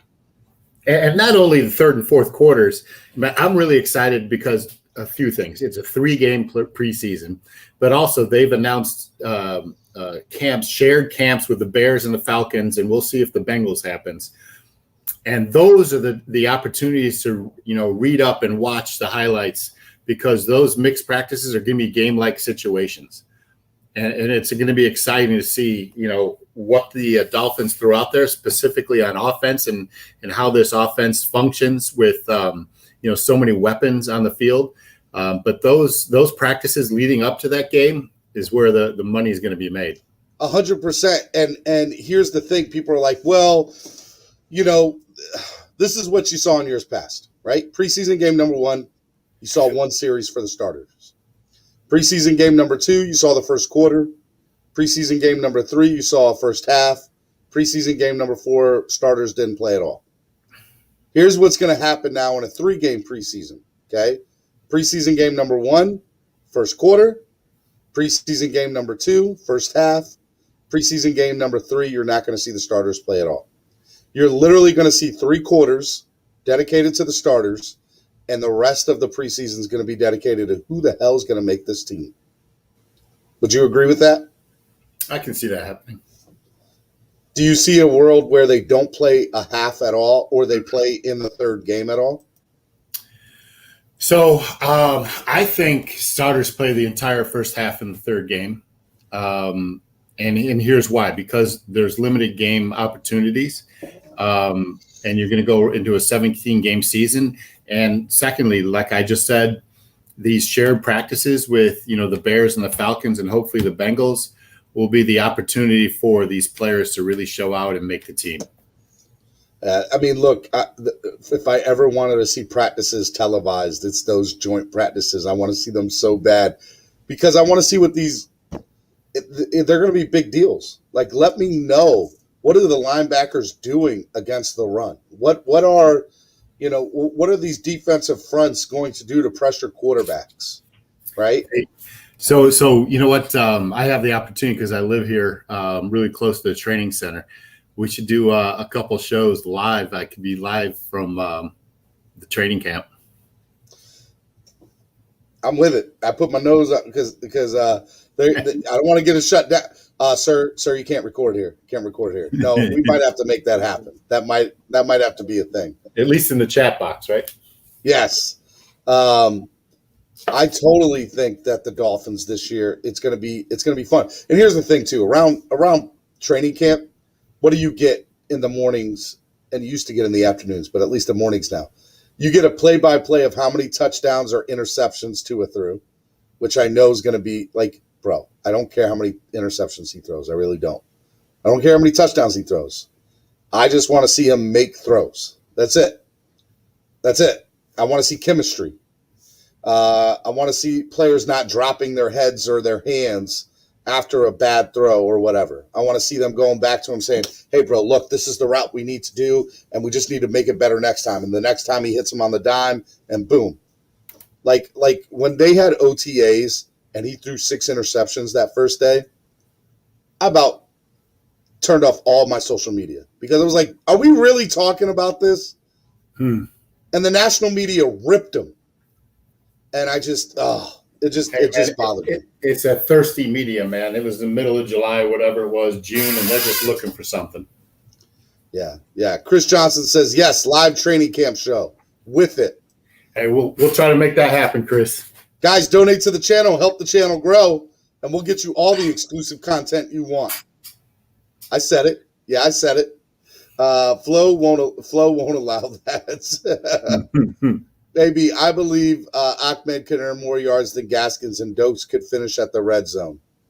Hey, you never know. And listen, here's the thing. I think there's going to be, and I don't want there to be the injury, and I'm kind of like crossing my fingers that if there's no injuries. But, man, wouldn't it be cool to see Frank Gore back on the Dolphins? Oh, my God. Let's talk about that for 1 second. Does he get on an active NFL team this year? That's one. Yes. I agree. Okay. Number 2, his son is 2 years away from the NFL. If he plays this year, you don't think that the NFL is going to be like, we need to make sure his ass is on a team for the next 2 years, because that would be an NFL son and father playing in the NFL. We've never seen it. That'd be pretty cool. You know cool. how bad I want that to happen? That'd be pretty cool. And listen, a little insider information. My daughter works out at the same gym he works out. He's been putting in the work. He looks good, and he's just waiting for that call. It'll happen. Oh, I want to see it so bad. It's so all right, cool. we got Estefan on. What's up, Estefan? Hey, what's going on, fellas? Good morning. Hey, Esther, how are you, brother? Pretty good, man. I ain't trolling y'all, man. I just gotta be honest with y'all, man. I disagree with the Eichenberg statement and the Byron Jones. Which guy is better? Who deserves pay? Not that I'm being a troll, fellas. I just gotta call it how I see it. You know, I ain't mad at you, except when you talk about my boy Conor McGregor. You know, I ain't mad at you. Oh yeah. Did he wake? Hey. Oh, he's awake. He woke up from last time. Now he's trying to get back to All right. walking. Yep. Well, hey, stick to the Dolphins, Estefan. Hey, Hey, Esther, we don't it's mind not it, it's not my fault, bro. Don't kill the messenger, bro. But he's overrated. So you know what I mean. Cameron. Poirier pieced him up, bro. Oh man. You know what I mean? He pieced him up. Overrated. You can't block with your face, bro. Hey, Esther, I'm with you, brother. Connor's seen better days. He's Haters gonna hate. That's what they're gonna do. They're gonna hate. Look, bro. If you got pieced up before your leg broke, and he's trying to throw out that excuse that his leg was already on the way to being broken. The news that he put out said I had a stress fracture in my leg. Bro, I've sparred and been kicked to where I can't walk in the middle of sparring, and I would see that as victory for the other guy. So whether you're checking or you're kicking, you know what I mean? If you're out in the middle of the forest or desert, bro, and you're kicking and you're checking kicks and your leg breaks, bro, the other guy has the advantage and you die, bro. It's like survival of the fittest. Like if it's like for what are we like making up rules for a guy that, you know what I mean? Now we got to make excuses because, you know what I mean? You know, they just want to push this narrative that he's one of the greatest. Oh, come on. He is one of the greatest. He's a good fighter. He's a good fighter. I'll give him that. He's one of the top tier fighters, but he's not the greatest. Khabib's the greatest. I said one of the greatest. I didn't say he was the greatest. I said one of. Well, the greatest is Khabib. Well, the greatest is John Jones. Right now. The greatest is John Jones. Khabib is the greatest. Esther, I'm with you 100%. John Jones. Pound for pound, you have heavyweights that trained at AKA talking about that Khabib was manhandling big guys, bro. Pound for pound, that's the best fighter to ever do it. It's not sexy. The only reason he doesn't get acknowledged is because it's not sexy. It came through like grappling. You know what I mean? But he baited Conor when they fought, and he stuck him a couple of times in the stand-up. You know, he basically toyed with Conor. You know what I mean? It just John Jones, baby. Bones Jones, all day. I give him his respect, but I'm more of a DC fan. I like Cormier. I just think he's the better dude. I love Cormier doing what he does on the sidelines. Personality-wise, yeah. Hey, Fedor beat both those guys, so don't give me none of that. Please. Hey, Estefan, are you excited for Angel's new show, Combat Sports? Dude, I can't wait, bro. I love combat sports, bro. I love boxing. I love MMA, kickboxing, all of that, bro. I'll watch any of it, man. You know what I mean? It's going to be awesome. It is going to be awesome. All about it, bro. I can't believe is jiu-jitsu even in the Olympics yet? I don't think it is. No, you know what I mean? It should be, though. It should be. I know judo is. I don't think jiu-jitsu is. AB says, Esther, how can Khabib be one of the greatest when he's too scared to go to $170? AB agree for the first time on something. I don't know about that. I've never heard that he's scared to go to 170. You know what I mean? He ain't going to that. He's already got a big. All right, he's already got a big. Enough about that, man. Let me ask. What you wanted to get up here? I'm sure it's because you wanted to talk about the running back situation, right? Not really. I'm sure it was because you wanted to talk about Eschenberg's going to start from day one and be a force of this offensive line, right? I would like to be a Homer fan and say that, but no, man. I feel like I'm being a Homer if I'm not being. All right, well then tell me what do you think is going to happen? Well, from what I've seen, Eschenberg he's a good player. My only thing is he did it collegiately in college. I'm not a fan of his kick step. I think he's stiff. His lateral movement is kind of slow for the NFL game right now, and his arms are short. So they got to use them arms like a jab, bro. And so, in my opinion, I don't see him being a starting right tackle, bro. I think we got a better chance with just sticking with what we got, or Jesse Davis, because a lot of people forget when Jesse Davis was at the tackle spot for us last year, he was the most reliable guy that we had. the only reason that everybody forgot about Jesse Davis and his starts and when he was so sound as a tackle, bro, everybody forgot about what happened with him because he got moved around because we started having injuries. I believe one of the first injuries we had was, I think it was Kinley, bro. And then we started, the shuffle started. You know what I mean? But I'm not saying that this guy doesn't have the potential eventually. I wouldn't stick him in there right now, bro. Like, give it a few games maybe, even like 3 or 4. You know what I mean? I'm just not comfortable with putting him in as a starting right tackle, like day one. Cameron? I mean, he's going to have to prove it in camp. You know what I mean? So, you know what I mean? There's preseason games. We're going to see it. I just think he's a little stiff right now. You know, he could use some yoga. You know what I mean? I hate this, you know, sound like a pessimist, but that's just what I see, man. I'm not too high on him right now. Cameron, your thoughts on Esta's reaction? I don't disagree with Esta. I think I see his ceiling a little bit higher than most. But I also think that in the context of this game plan where Tua is going to be getting rid of that ball, you know, really quick, you know, all he has to do is stand up an edge rusher. His kick step doesn't really need to, you know, run a full radius, you know, on the backside because we're going to be getting rid of the ball so quickly, in my opinion. With that said, you know, obviously he's a rookie. He's got work to do, but he's got the tools to succeed on that right side, and I think the Dolphins see that. But I don't disagree with you, Esta. In the fact that, you know, his kick slide is a little lackadaisical. He's got some short arms, but he played really well at Notre Dame. He played against NFL talent, and they drafted him in the second round. And for me, you know, he was kind of in that second tier of offensive tackles that was available. And the Dolphins had other players in positions in need ranked higher. But I think Liam is you know, got drafted exactly where he should have been. And I'm glad he's on his team. And if he doesn't work out, there's depth behind him that could slide in Davis and Fluker. Okay. Well, I agree with what you said about, you know, Tua getting the ball out quicker. In theory, you know, that should be the game plan. But Tua still got to do it, though. You know what I mean? Yeah. Like, he's still got to show that he can do that. I'm just saying, if there's a chance that he can't do it, we're in trouble. You know, what Liam does really well is drive blockers in the run game. And if you think of this as an RPO game and how the Dolphins run the RPO off tackle, you know, you kick Hunt inside and Liam on that right side if he does win the position.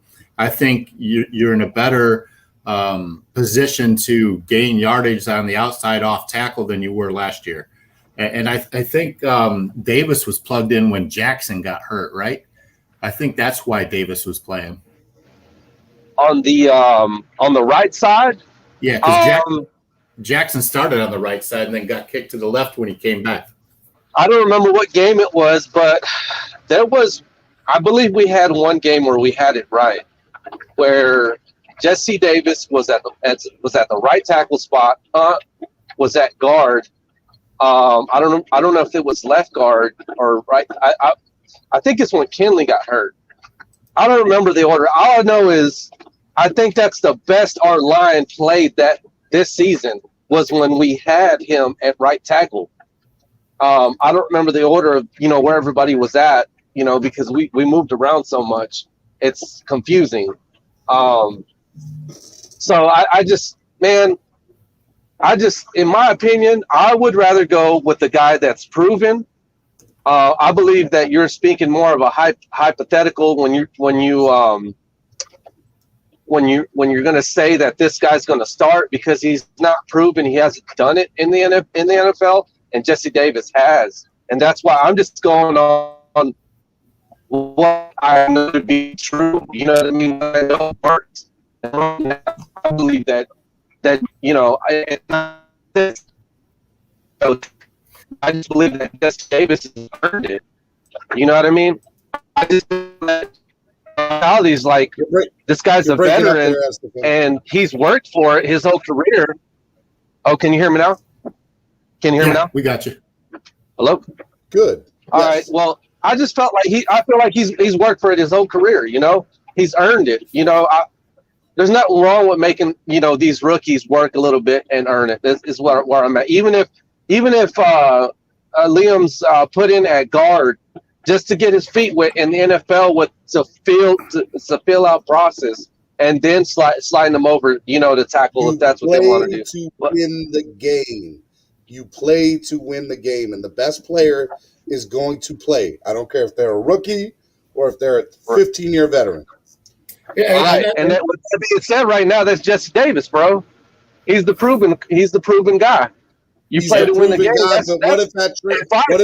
If I'm putting my money down, it's on Jesse Davis, bro, all day. All day, bro. He did it in the NFL. Like, you know what I mean?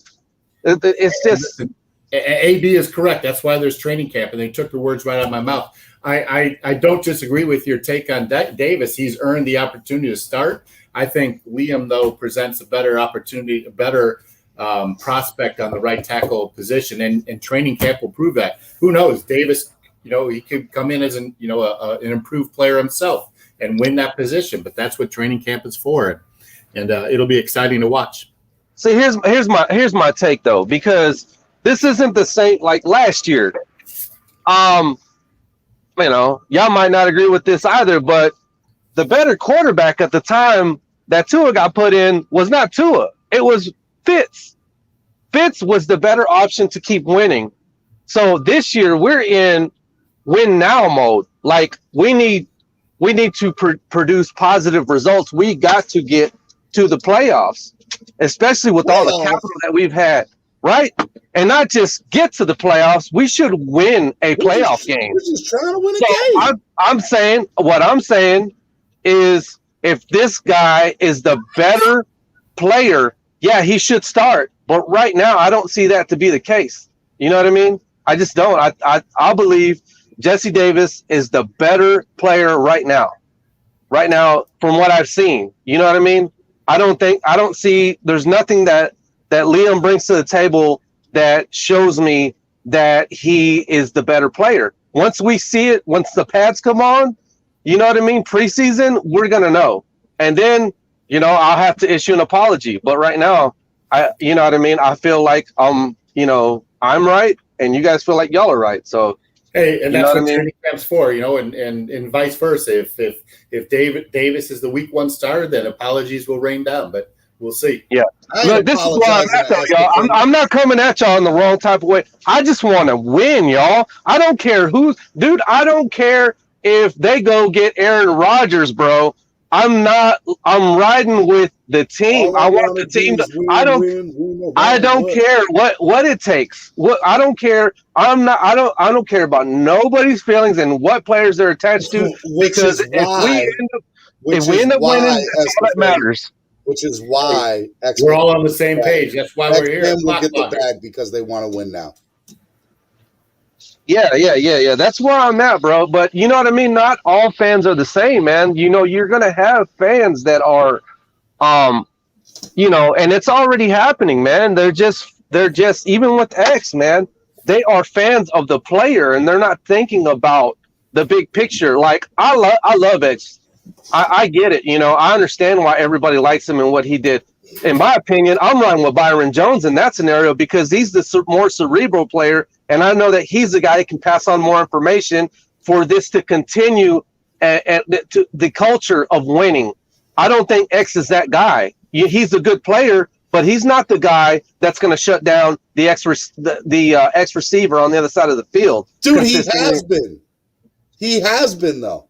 Like Byron, no, not like Byron Jones, bro. Dude, Byron Jones does not get interceptions. Byron Jones, they don't throw his way, which is fine, which is good. I'm not arguing that as a good. But they don't throw his way because there's nothing to throw to, because he's there. Bro. He's there. He's got his guy locked down. He's the brains of the operation. No, I'm telling you, bro. Byron Jones is the brains of this operation. If you're gonna have to part with one, it has to be X, bro. It has to be. You can't let go of Byron, bro. He deserves that contract, and he deserves to be the higher paid player, man. If it wasn't for Byron, X wouldn't have all those interceptions, bro. They got those quarterbacks got to throw somewhere. They got to overlook that side of the field because nothing's open, and then they're going to go to X's side, and they're going to hit 954 from East 32 Dolphins Tailgate. If you don't jump go for it, bro. Go for it. Hey, I agree with you. I agree with you, brother. It takes two to tango, right? Listen, you got two number one cornerbacks on each side of the field. You got to throw somewhere, and they chose to throw at X because Byron had it locked down, right? So two things about Byron Jones that in my opinion, he never played press man in Dallas. He played safety a lot, and he played cover two a lot in Dallas. And so when he came to the Dolphin system, it was a new system where they played press man, single isolation in the backfield with a single high safety rather. And they let X on one side and Byron on the other. Byron was always on the number one receiver last year. Number two, X interceptions were a product of Eric Rowe locking down the middle, Bobby McCain locking down the middle, and Byron Jones locking down his side. And so I agree with S in the point that without Byron Jones, X doesn't get as many interceptions. All right. And I don't think, listen, I think all players are expendable, but right now I think X starts, on one side week one. I don't care if he holds out. I think Byron's on the other side. And I think there's quality depth in Igby and Needham that could step in if something happens, injury or contract lockout. That's my take. AB says Cameron's preaching facts right now. Hey, I want to bring in another person to the show that's in the back room.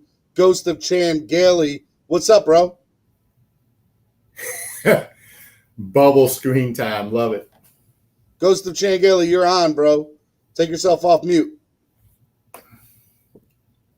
My bad. I was muted. No, what's up, bro? How are you, man? Nothing much, man. I'm here hanging. Hey, man. Thank you for joining. What's going on? What's going on with you, man? Thank you for joining the show and supporting the show. And I'm assuming you want to get in and talk about some of what's being talked about. For sure. What are you guys talking about today? I just joined the show, so. Well, look, I like it, man.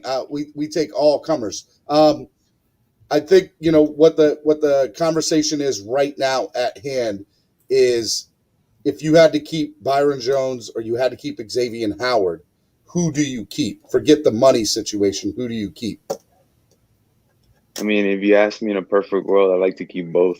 But would agree. If I were to keep one, I think X is more important because I know last year. I know there's this narrative that X didn't cover the number one wide receiver. I don't think that's necessarily true. Xavier Howard did cover number ones like DeAndre Hopkins against the Cardinals.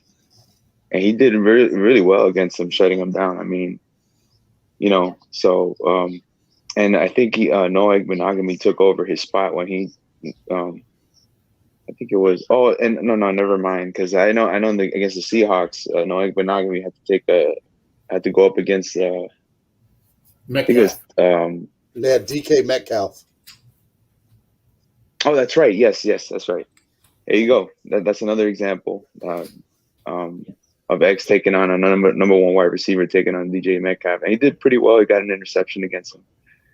I mean, I think it's harder to replace X. I think it's harder to replace X's production because last year he led the NFL with 20 pass breakups. He had the 10 interceptions. Yep. He allowed a quarterback rating that was lowest in the NFL, 45.5, whenever they threw it aside. He allowed the second lowest completion percentage in the NFL with 53%. Just Kelly, you're hitting the nail on the head. He produces, right? And right.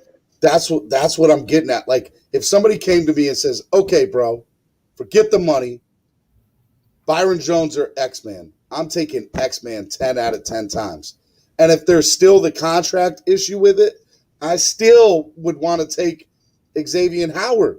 Like, I think that here's the thing, man. We have all seen plenty of corners over the last 15 years on this team that they're like, why didn't you just knock the ball down? Or he was right there, just catch the damn ball. Like, you can intercept it, right? X doesn't talk about it. He talks the walk, walks the talk, whatever you want to call it. He's about it. And he produces and he executes. Now, the reality is he is hurt sometimes. But if he's putting out numbers with 60% playing time, I'm here for it, bro. I'm all here for it. And so I think Xavier Howard, you can replace a guy like Byron Jones, in my opinion. You can replace him. You can draft another Byron Jones. You're not drafting another Xavier Howard. That's not happening. That's what I think. I mean, you don't know what the player is going to turn out to be like when you draft them. Yeah. Xavier Has there Howard. been another Xavier Howard, Cameron? Has there been another Xavier Howard in the last 13 years? Don't worry, I'll wait. You just said when they're drafted that they're players that they are today. Man, come on. Xavier Howard was a nice player out of Baylor, right? Yeah. But you could never tell me he was going to be the defensive player of the year or defensive player of the candidate when he got drafted. But he continuously got better, which we've all seen. We all agree with that. And so is Byron Jones. I get that. But would you have paid – let me ask you. Is Byron Jones worth the $54 million or whatever he got? Is he worth that money? 100%. Disagree. I think he's great. I don't think he's worth $50 million. I don't think he's worth $50 million. So Xavier Howard's not worth Mark my words. If X leaves, we will not see any production close to the interceptions or knockdown balls that we saw with them from any one player. That won't happen. That's hypothetical, and I disagree 100%. Well, I heard some of what y'all had to say, man. I was kind of in the middle of something, but that's the thing. Your focus should be here, man. 100% on the podcast. No, I'm just playing. I'm just giving you a hard time. No, I mean, for the most part, I just look, man. If I'm coaching, and it's whatever makes it easier on me, right? That's the way that I see it. So if I'm coaching, bro, and I know one guy, I don't have to worry about his side of the field.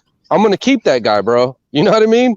And you can implement your game plan, and you can actually break the game down a little bit easier on the defensive side when you got a guy that does that, talking about Byron Jones. So I know the interceptions are flashy and they look good, but we didn't even capitalize on half of the interceptions that we had this year.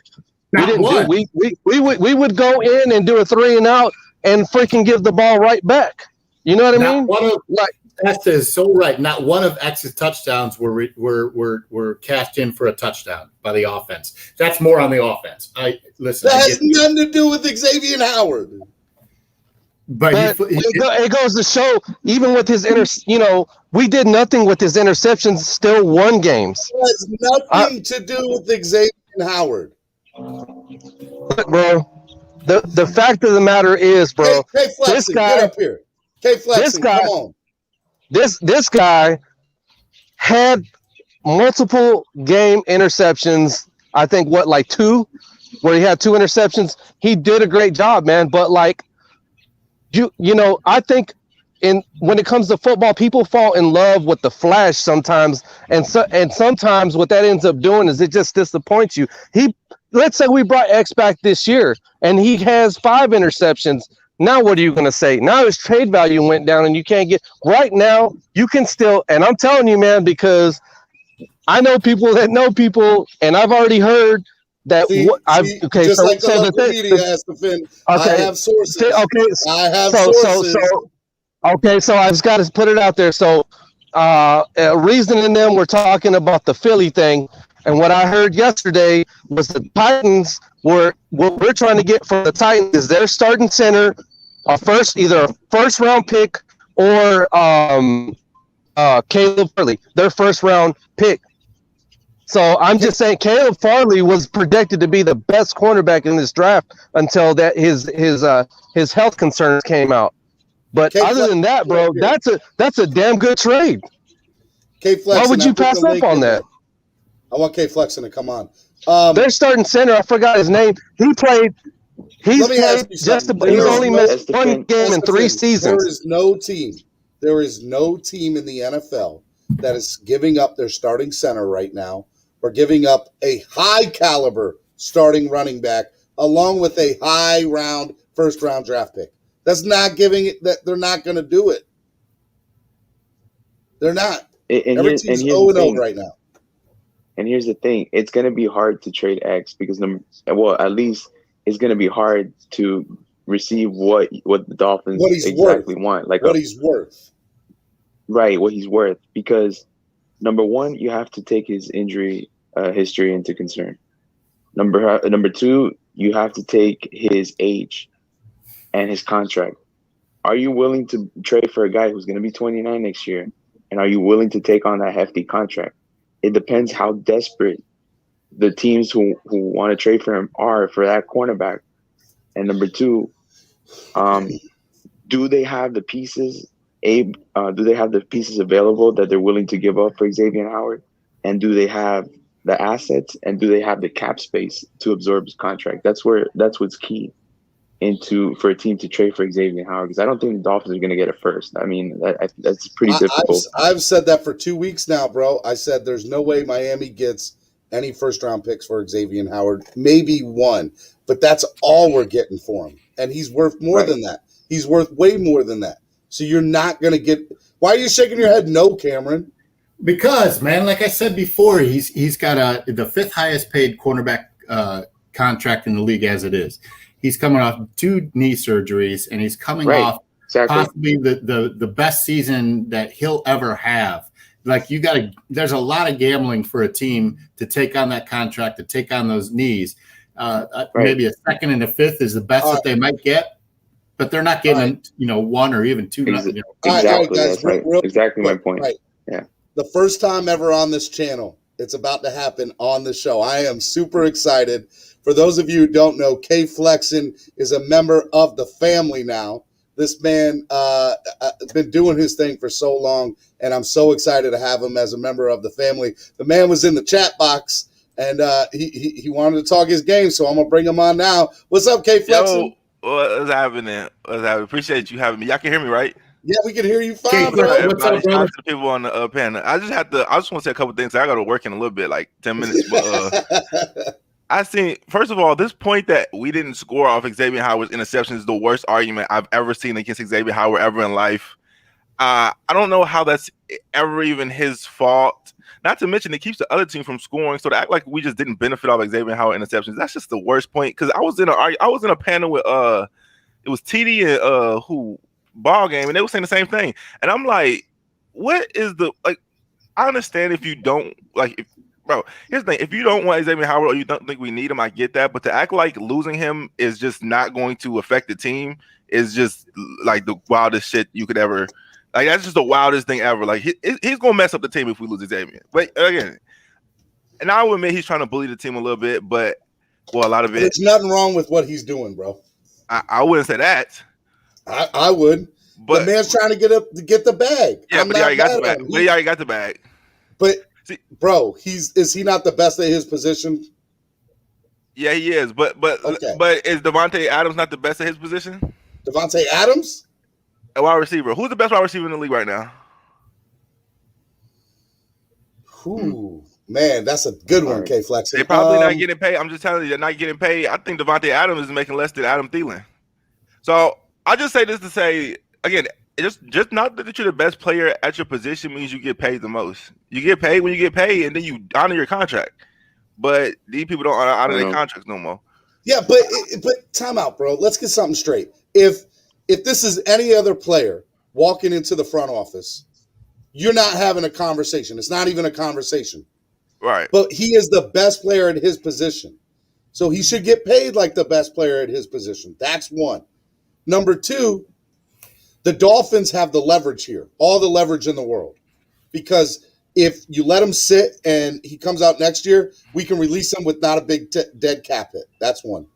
Number two, if you trade him, we get something for him. Great. And number three, the reality is he is that good, right?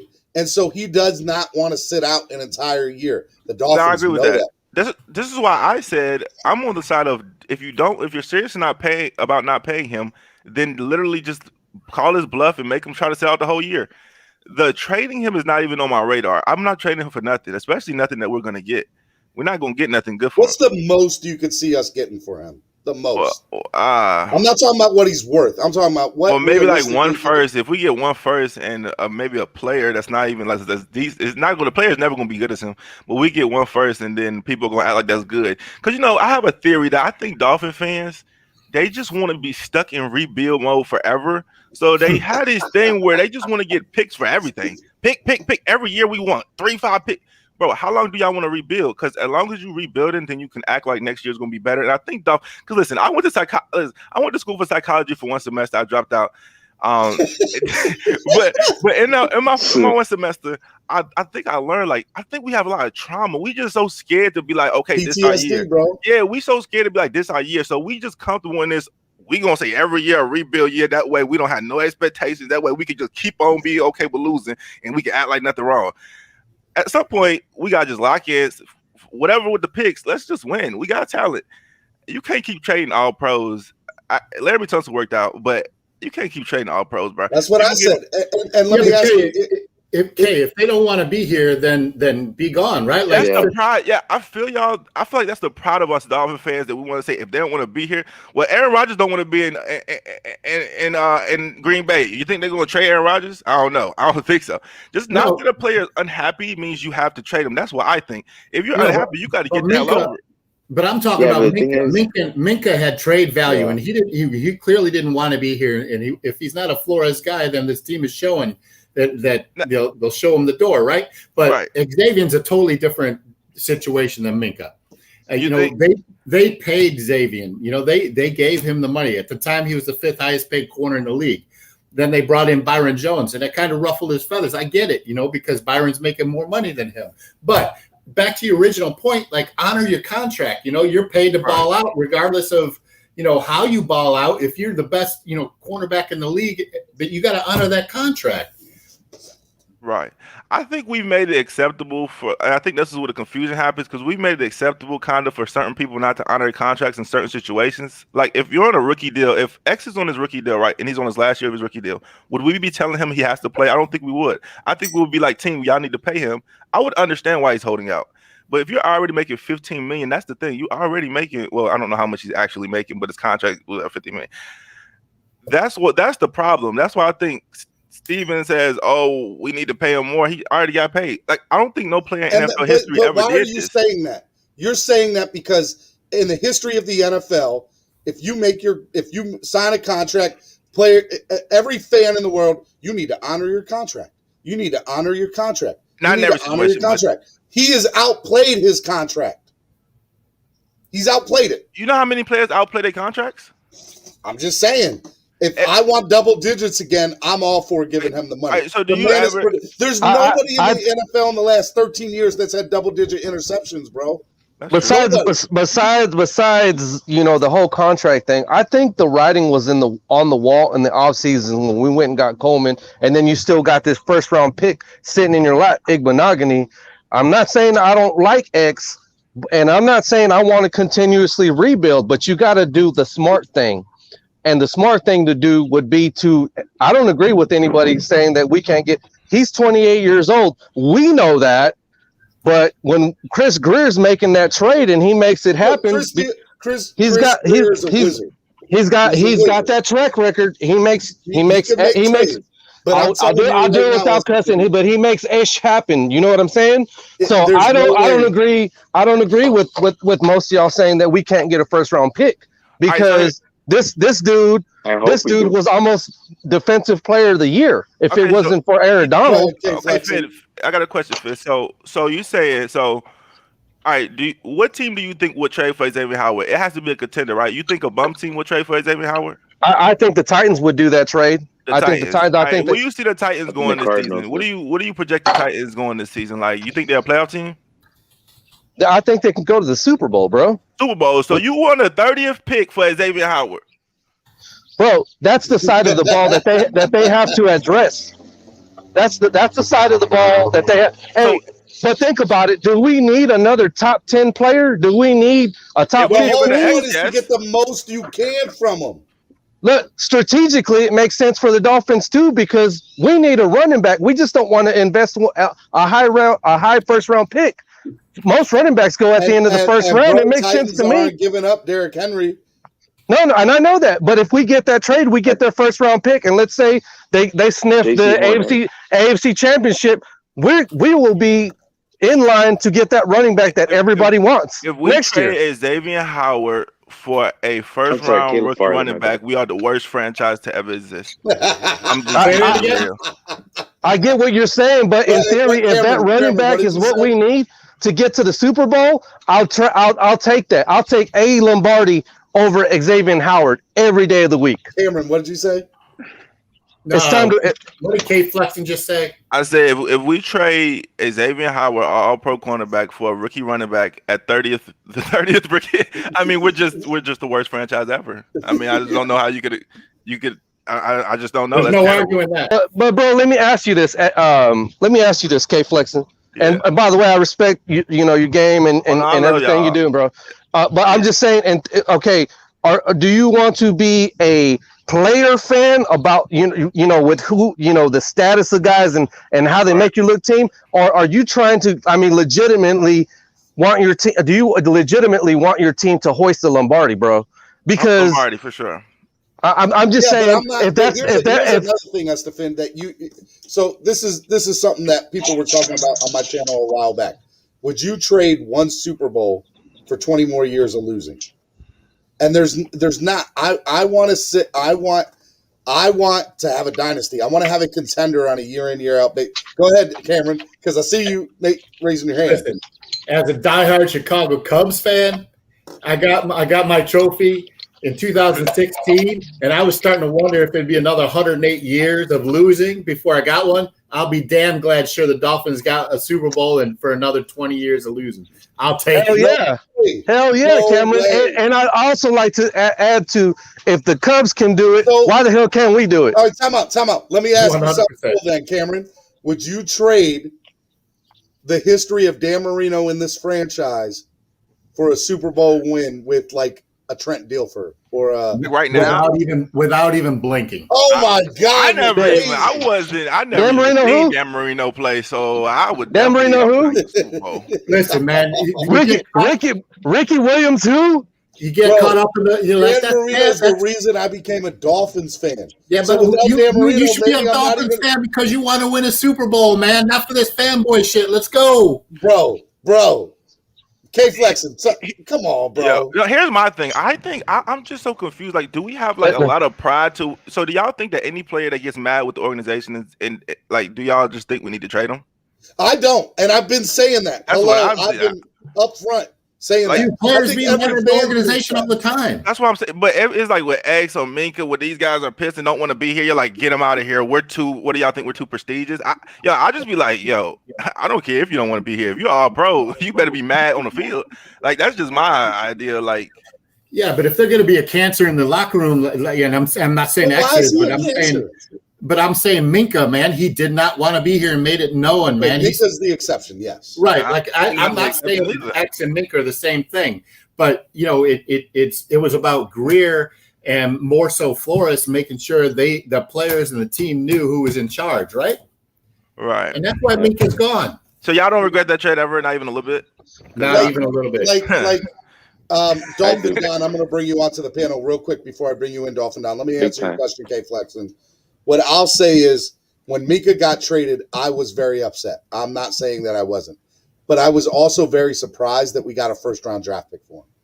And he had that value. He who was drafted with that? With Minka pick? Noah. Yeah. Come on now, dog. That's what I'm saying, bro. I have said there's no way that you're ever going to replace Minka Fitzpatrick. That caliber of a player will never get replaced. There's no way in hell, people. None. Mark my words. You're not replacing Xavier Howard. So if you get rid of him, K-Flexen brings up a great point. You trade him for the 30th pick to get a rookie running back that are a dime a dozen in this league. Yo, TD wants to get on. TD wants to get on.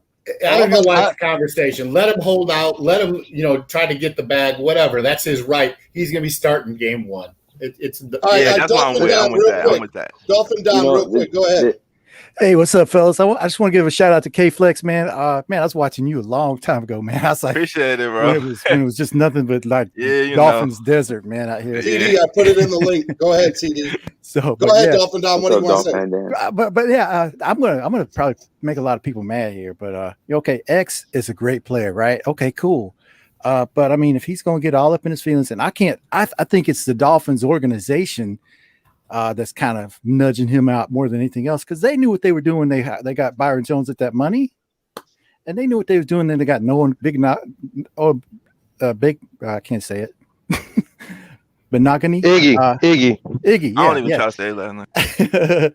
Right. So I mean, and also now they went and got McCourty too. So I'm kind of thinking, okay, 2-2 might be 4 here. I don't know what are you guys' thoughts on that prospect? I just got to add something to what he's saying. The fact that, they were predicting these things. Could it be that they were already forecasting this ahead of time? Because what if it wasn't that they're planning for X wasn't last minute? What if they intended to do this the whole time? Like I was saying, we got Coleman in the offseason. So what I'm saying is maybe they forecasted this the whole time and we are all fighting it and we want X to stay. But in reality, he's gone already, guys. You know what I mean? So I don't like boom. You know what I mean? Like there it is. We knew that X was finna. Nobody knew X was about to get 10 picks like this year. I don't think even the Dolphins could have predicted that. No. They knew he was going to have a good season. Once he got injured, like when he got paid, he got injured. I think we drafted Noah, and I think we was thinking like X might be on the fall off. He's on the fall off. Noah gonna replace him. But then it's something flipped. X ended up being having the best season ever, and now it's like, well, we can't just get rid of him now. But now he's obviously holding out, so now it might have switched back. We can't get rid of him. I don't know. I blame Brian Flores for starting all this nonsense, and I'm going to say this because listen, there was no reason you needed to draft Noah Benogany. I mean, you already brought in Byron Jones. You already got Xavier Howard on the opposite side of him on the boundary. You already had Nick Needham. You had Eric Flowers.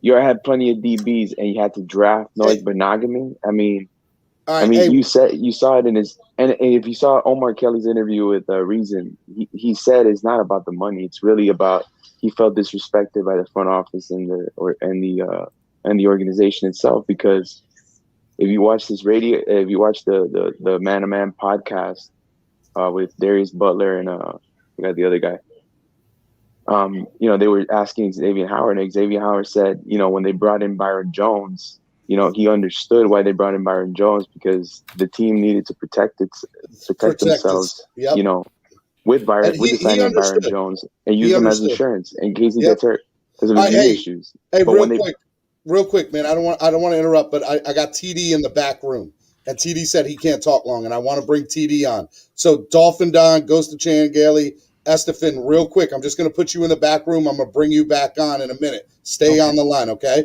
All right. I'm going to bring TD on. TD, what's up, bro? What's up, man? You should have kept everybody in, man. Well, I wanted people to see this right here. What's up, Flex? What's good, TD? How you doing, man? Hey, look, the whole family's together. We just needed Doug. Man, what's up, TD? I'm at Busch Gardens right now, man, and my kids got me mad. All this big boy talk about getting on these rides, and we get here, and they look at them talk about, I ain't going on that. I love it, man. But no, man, hey, real quick, because I was listening to the show, man, and it was amazing. Somebody was just making a point when he was on the podcast saying he understood, but that's where XB contradicted himself. He said in the same sentence, I understand why they did it, but it was insulting to me. How can something be insulting that you understand? That make all the sense in the world, So I just think that things are getting nastier and nastier as time goes with his subliminals in his Instagram posts. And it's not helping. I think it's inevitable now. It's just a matter of when. And like Flex said the other night, man, I'm at a point too where he either play or retire. I'm with that, because that $12 million is still sweet to me. And I honestly don't want to see him on another team doing what he got to do unless it's next year. All X got to do is give us one more season. I'm with you, TD, 100%. 100%, bro. One more and we'll send him wherever he want to go. One more and we'll give him his money. Flex. Flex. What do you think about what TD's saying, man? He said player retire. I agree with that. I told him player retire. I'm not trading him for nothing, but player retire. I do agree. He's not gonna sit out the whole year. $10 million. Come on, like $10 million. Regardless, he's a grown man. I don't know how much money he got and all this, but he's a grown man. Nobody about to just pass up $10 million. And K, like I said this earlier, the moment he starts sitting out games, week 1 games, his value diminishes to other teams. Like he's not gonna. So he's got to play week 1, regardless if it's for us or somebody else, but it's going to be for the Dolphins. TD, when you were on my show a while back, we sat and we talked about, hey, look, if you paid K-Flex and if you played Dougley Do Wrong, if you paid myself and you had to, figure out who's going to get paid what or who's going to be the odd man out, you told me that the sit-out was inevitable, that you were going to see a sit-out. Right? Well, yeah, man, I've been saying this for 2 years, bro. Not that there was going to be a sit out, but that we would have an issue contractually with Xavier Howard.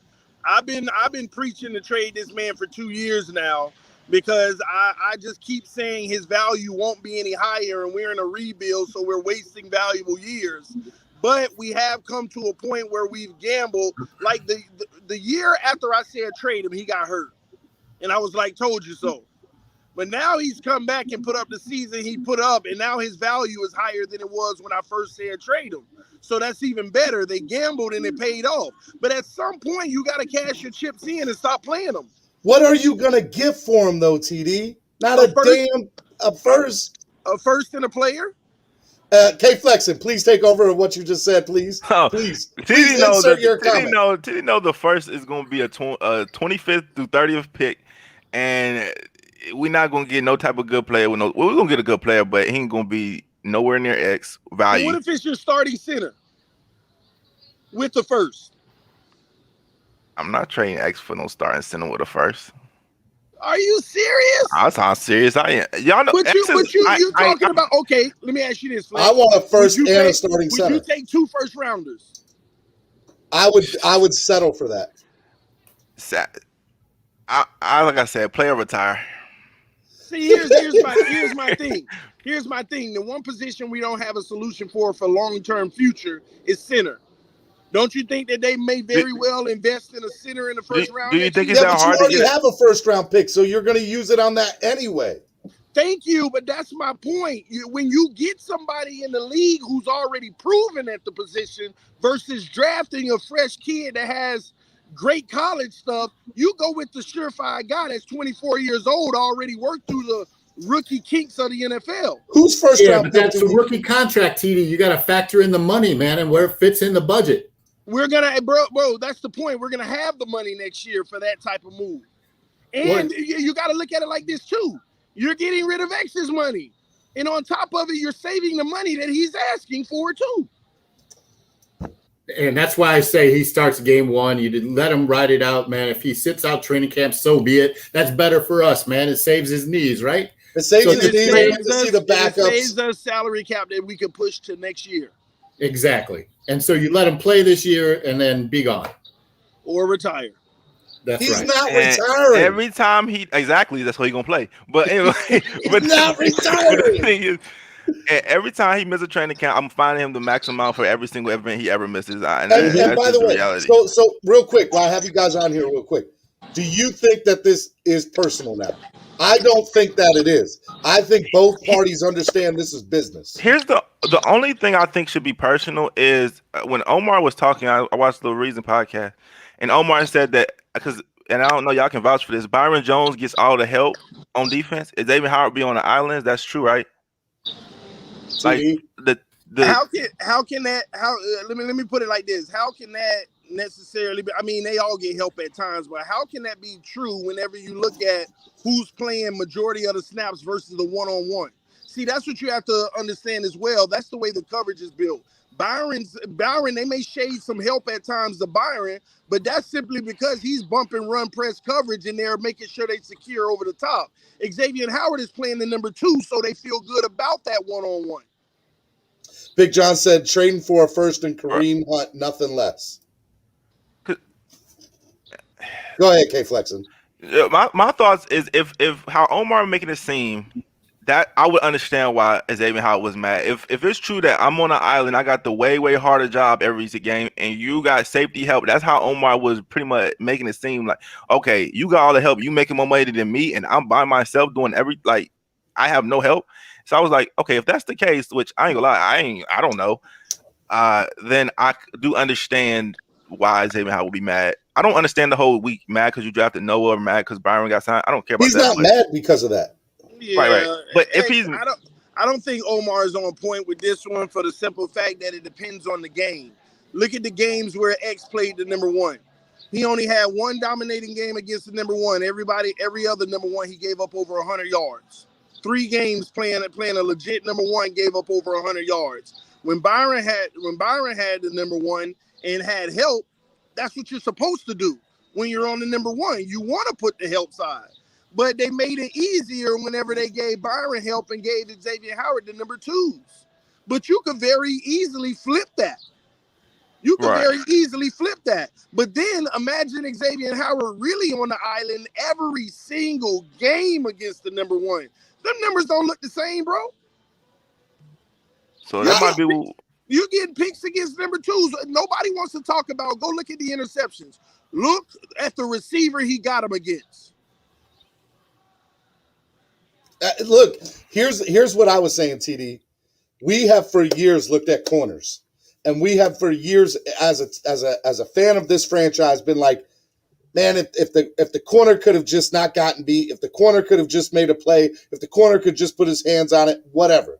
For the first time in a very long time, since Sam Madison, Brock Marion, Terrell Buckley days, we have a corner that puts his money where his mouth is, literally, right?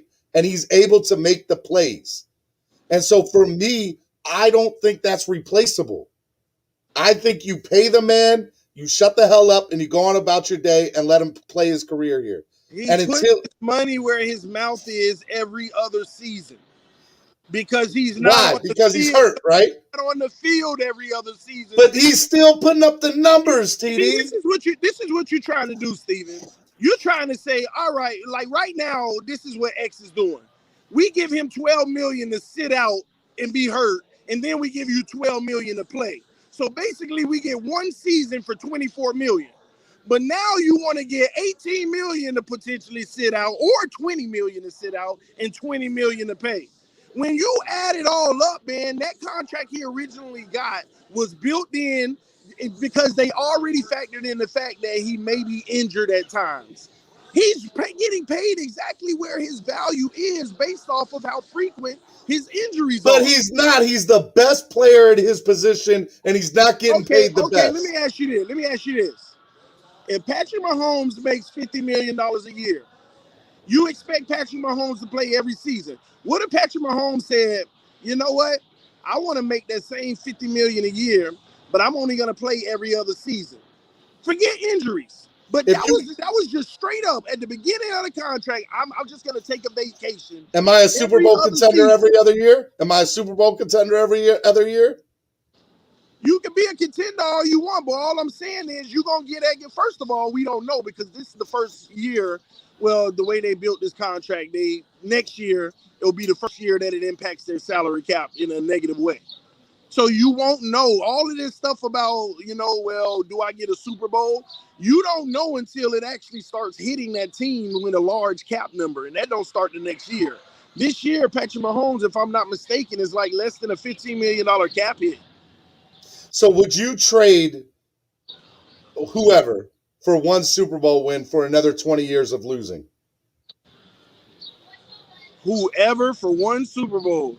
Now, I mean, I'll be honest. Yeah, I'll trade anybody for one. Oh, my God. What are y'all crazy?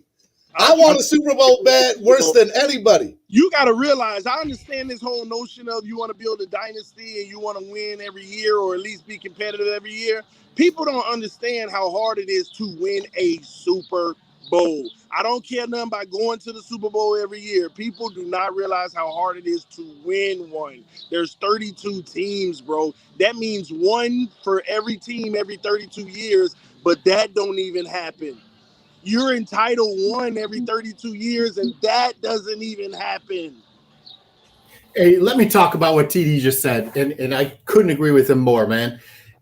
And you got to think about it. It's a clean slate every year, man. There's so much parity in the NFL nowadays. Like one player isn't going to make and break your team, right?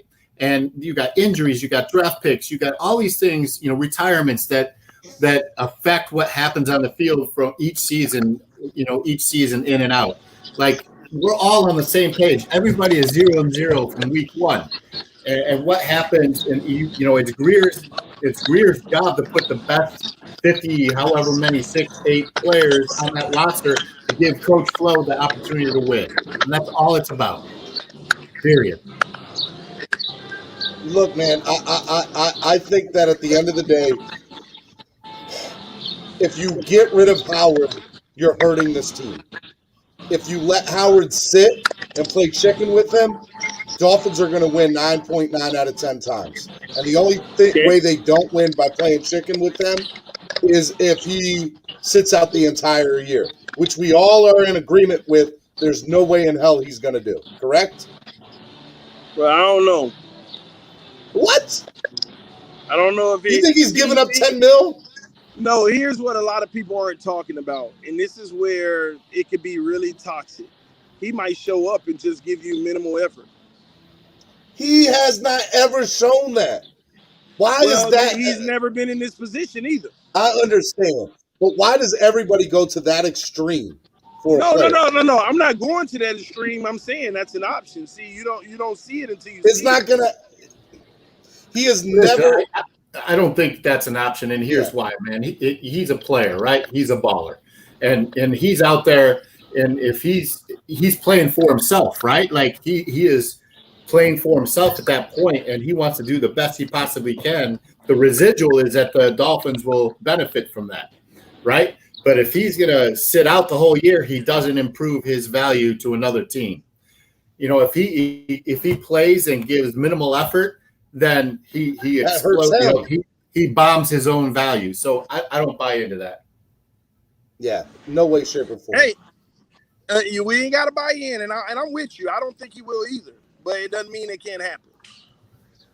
Man, look, I don't know. So let me ask you before you go, man. What is the outcome of this? What do you think is the outcome?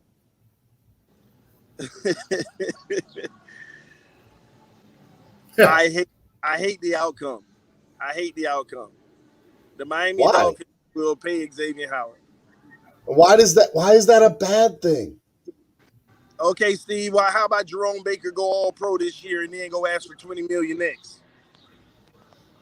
Is Jerome Baker going to be the number one at his position? No, I don't care. He's number 5. I don't care. But then no, he's not going to. It doesn't matter. But it sets a bad precedent. I'm telling you guys right now. You can be run over. I get that this could set up a precedent with other players. If Byron Jones walked in and did this, it would set up a precedent. Xavier Howard's the best at his position. Not that people not realizing. Okay, sign X. Who are you getting rid of? Jakeem Grant. No, coming back to you. What do you mean? They're trying to figure out how they can sign Ogbah, Gesicki. If they haven't signed Ogbah by now, they don't want to. That's my opinion. Not necessarily true. They're trying to figure out this X situation. I mean, I want Ogbah re-signed. Let's get that straight. Flores said you can't pay everybody. So why they gonna put themselves in a stranglehold for a guy who probably on the back end of his prime? What? The man just came off the best season ever, but he's on the downside of his career. Wait, when you come off the best season ever, it's usually the back end of your prime. Oh my God! When you reach the peak, it's only one way to go. I understand that, but let me ask you something. When X got that bag the first time, everybody was like, "Well, he's peaked. He's not going to play that good again." And guess what? He told you he did. That's not true because he was a terrible cover corner at the time. He was. He was not a good corner. Are y'all forgetting when Xavier Howard came in the league? Are we forgetting the growth that this man went through? This man was not good at coverage. The only thing we held our hat on was interceptions. He had one of the lowest ratings ever with the picks. He was bad at covering. Last year with the 10 picks, I'm gonna tell you, that was a thing of beauty. I could have never imagined it. The pass breakups, excellent in coverage. He has really elevated his game to a level But you think he's going downhill? No. He's climbing, but at the same token, at what point do you realize this is or that? And by the way, you just hit the nail on the head, CD. That is why this will not set a precedent. All the things are in place for X to do what he is doing right now. He is on his way on the up and up. That's one, right? He's on his way on the up and up. All right. He's had the because if they pay that man, you know what happened? They gonna put him on the island with the number ones. And things don't go, and when things don't go the same way, see, I'm telling you, you got to watch every snap that this man has. You got to look at who he's playing, and he ain't no slouch. He's top 5 in the league, period. But I am telling you, man, go look at every receiver he got the picks off of. Go look at 6 out of 10 interceptions, how it was either badly thrown or badly overthrown. And then those other 4 were just a thing of beauty, man. Because one thing that I love about his game, and another thing, a lot of his picks he's beat on. But what he's beautiful at is he knows how to undercut a route because he sees the trajectory of a ball. Sometimes these quarterbacks need to float it over the top and they throw a bullet and he's like, oh, I'm beat. But if I just take this beeline in cut, I'm right in the path of the ball and I got it. He and that's smarts, that's intelligence, and that's ball hawking skills, and I love it. But I'm telling you, perfectly thrown balls, that man had 4 to 5 picks last year. And honestly, that's still a thing of beauty. But again, look at who they're on. Everybody want to point at, well, look at the one in the end zone of Tyreek Hill. Thing of beauty. But go look at every single interception and go look at the receivers that they're on. It ain't like these guys out here trying to burn off on him. These are literally. Flex. Go ahead.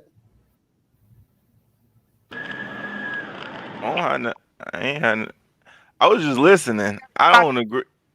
I gotta get these rides rolling up, man. It's time to try to get them on these big rides. All right, TD. Love you, brother. Be good.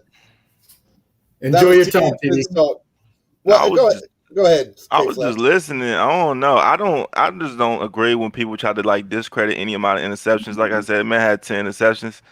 Like I feel like people will be trying to make excuses why he had 10 interceptions. He had 10 interceptions. I don't care how he got them. And he can't control if the quarterback didn't throw a good pass. You know how many quarterbacks throw bad passes? How come everybody ain't got 10 interceptions? I mean, is what it is. That's what I'm saying. I mean, if you come down with the ball, you can't down with the ball. I don't care who you did it on. Amen, brother. That's how I be feeling. Ghost of Changeli and Dolphin Don, before we get out of here, I just want to get your guys' thoughts with K Flex and still on the panel a little bit. I know you got to go, right? Yeah, I'm supposed to have been at work 30 minutes ago. But hey, oh my God, you better get off this panel. No, I just want to wait. Is you finna wrap it up or not? No, I wasn't. Okay, yeah. Well, we chilling now, but I'm gonna go on probably like 5 minutes. He's like, all right, we chilling now. I'm already late, I'm already late. We don't matter. Oh man. Okay. All right. Dolphin Don, go ahead. Well, yeah, man. I'm sorry for being so hype early, man. I just got back from exercise, and I'm always, listening to some music. Got me all man. hyped You're up. good, bro. I'm sorry. I wanted everybody to see, K Flexen and TD on the channel, so I just put you guys in the back room. I appreciate you staying on and being patient. That's all good, man. TD brought up some good points, but I think we're all just a little bit too in love with X, man. It's like X is that Z card when we're working at the grocery store and it just come up in the car lot and we want it, we want to keep it.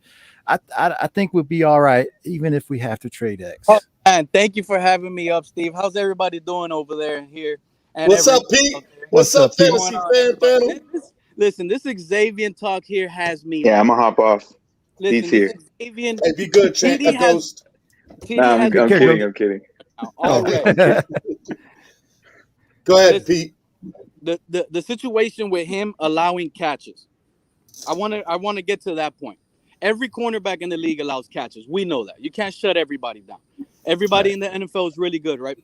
But if we go back to the year that, Xavier Howard, he did have some games where in crucial situations he gave up first downs, not touchdowns, first downs.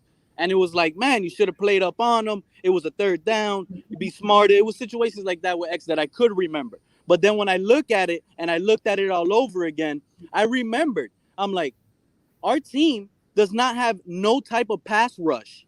Our team does not have no type of ability. And this is the 2018 when he had the 7 interceptions that TD was talking about. And we didn't have a D-line. We weren't blitzing as much, and we didn't have the same coaching. So are we really faulting? What are you talking about? What are you talking about? The defensive one of the coordinator. top which in one? 2018, when he was giving up big plays, okay. and we were under rebuilding mode, and Xavier Howard wasn't working good. We didn't really have a team around him.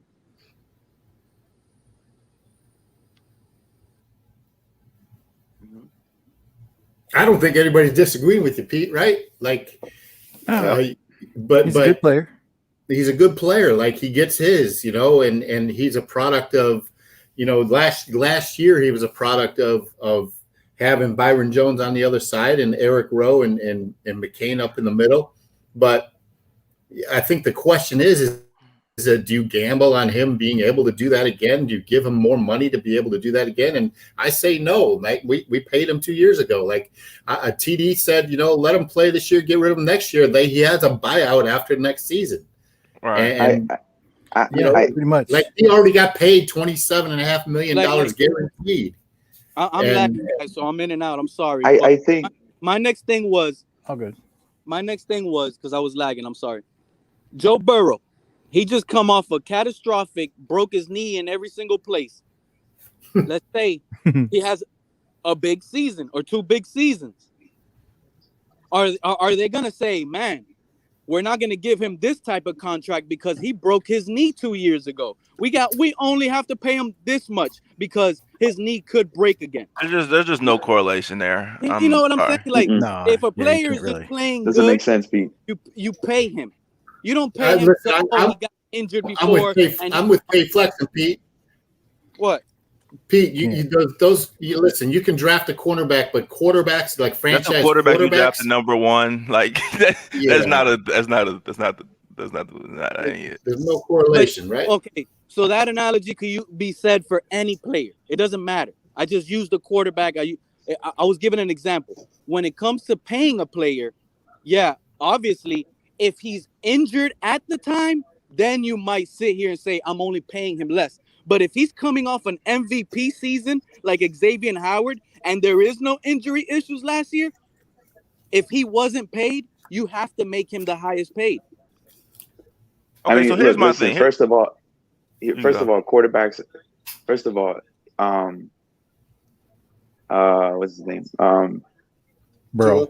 Joe Burrow is going to get paid either way. He's on a rookie deal with guaranteed money, so he's going to get paid either way, either he gets hurt or not. Second, he's a franchise quarterback for the Bengals. Okay? No, man, don't get sucked into. It's harder. Hold on, Pete. I was just using let me finish. Let me finish, Pete. As to the contract. No, but let me finish, Pete. Let me finish, and then I'll let you go. Hold on. Second of all, quarterbacks are different than cornerbacks. Okay, if a quarterback gets hurt, all right, it's a lot harder to find a franchise quarterback. Okay, so the quarterback is going to get a little bit more leeway into the when it comes to getting hurt. Example, Irvin. That's what I'm trying to avoid you from having to explain to everybody. I was just making an example because y'all were talking about the contract situation, and I just brought up a player that got injured, and if he plays well, do you pay him? If Aaron Rodgers tears his Achilles or Tom Brady tears his ACL, okay, let's go to cornerback. Does that mean that their teams are going to pay them less? No, they're franchise quarterbacks because they've proven it before, and they're more important positions that are a lot harder to find. I think the point is getting lost. I think the point is getting lost. Y'all talking about an injury. People are not saying we shouldn't pay Xavier Howard because of an injury. They were saying that before we paid him $15 million. They're saying we shouldn't pay him because he just got paid a year and a half ago. That's the difference between. Nobody's saying he shouldn't have got paid because of injury. He got paid. Because remember, I'm late to the show. I'm sorry, K. Right. No. you're cool, but I think it's getting lost. I think people are acting like that's the only reason we don't want to pay him because he got injured. That ain't why we don't want to. They don't want to pay him because he got paid a year and a half ago. Fact. Do anybody think he deserved to get paid after getting paid a year and a half ago? Yeah, but here's the thing. I think he deserves to get paid. But here's the thing. I think he's earned it. Yeah, but remember in 2019 he was still under his rookie contract. Okay, correct. And the majority of rookies make the bulk of their money in their last year of their contracts when they're kind of seasoned and proven commodity somewhat. Mm-hmm. He's just playing. He had his best year the first year into his contract. So a lot of people keep getting confused. Like I'll say this, bro. X is the best corner since Deion Sanders. I agree, man. Yeah, and even if you even if you take this into consideration, remember, even if you take this argument of like, oh, we still gave him his money even after he got hurt. Trade X for Tannehill. Always a troll. But even if you say, look, listen, even if you He say, must be upside down on that roller coaster. He has that. Even if you say, even if you say, oh, we paid him after he got hurt. He only played 5 games. He missed 11. We still paid him after his injury. Remember, he was still recovering. I know he had a bad season that year. He was still recovering from a major injury from 2018. So he didn't look like, himself when he was like he did in 2018 when he had those 7 interceptions in 12 games. Hey, Flex, let me ask you, my guy. Do you think he doesn't deserve to get paid? Is that what you're saying? All right, one sec. Yeah, I'm going to answer that. But, Steve, first of all, we're not going to skip. You say he's the best cornerback since Deion. You're right. He is. I'm glad you're bringing that up, man. I was thinking the same thing. Think about that. But, no. Here's the thing. I don't think Time out. Don't if you're going to talk about it, talk about it. Tell me who's been better since Deion Sanders. I don't like him, but Darrelle Revis Island? I'll take X all day. I'll take X all day over Revis Island. But you said, dude, I think Xavier Howard deserves to get paid. Here's the thing. No way. Come on, man. I don't think he really deserves to get paid because he just got paid. And again, I was the main proponent for him to get paid. But again, when you just got paid, like I said, you name another player in NFL history that's doing what he's doing right now. But I'll say this. I'd rather him get paid than get traded. So I'd rather. I don't want him playing for any other team. But I don't think he should get paid. I think he should sit there and, like I said, play or retire. But Flex, the fact of the matter is, for him to play for the Dolphins, they're gonna have to pay something. They're gonna have to come out of pocket. That's the part people missing. He's not on a rookie contract getting grossly underpaid. He literally got paid and just got mad and started pocket watching and want to get paid again. Steven, his rookie contract paid him $3.3 million. The Dolphins stepped up and gave him $39 million guaranteed. All right, let me $27 million at signing. Cam, $27 million at signing. Made him the 5th highest paid cornerback. Off of 2018 numbers. Oh, that's right. He signed Cam, he signed the contract in 2019, right? You're in sales, Cam. 2020. If you have a bonus structure in sales, right? If you have a bonus structure in sales and you go out and you set some sort of record in 2019, and your boss comes to you and says, "Hey, I want to give you a raise and I want to give you more percentage off of your sales because you're bringing in more than anybody else in the league," you're gonna say, "Okay, thanks, I appreciate it," right? Now, all of a sudden, 2020 comes along, somebody does better than you, and your boss gives him a better contract. But you still had a damn good year. As a matter of fact, you had a better year than you had in 2019. But for some reason, your boss, like this new guy that came in and gave more money. You mean to tell me you're not going to walk in his office for 2021 and say, "I need a new structure"? That's the deal I signed, man. That's the deal I signed. So Cam might ask him for a better. But you gonna try to get your money though, right? He gonna try to get his money, but then if the boss says no, he gonna understand that's the contract he signed. That's the thing. But you got. They haven't said yes either. And he gonna still go to work. Look, Steven, Steven, I want to ask Steven something real quick.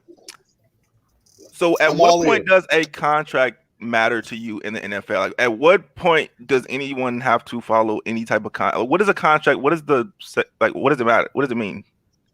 I think in 2021, it doesn't mean a damn thing. Like, I think for years, owners have had the upper hand and the league has upper hand, right? Like this is, I think it's time that the players I'm okay with the players getting their money. And I'm okay with them saying, hey, I know I signed this contract, but whatever. It's okay for the team to say, hey, I know we signed this contract with you, but we're going to let you go.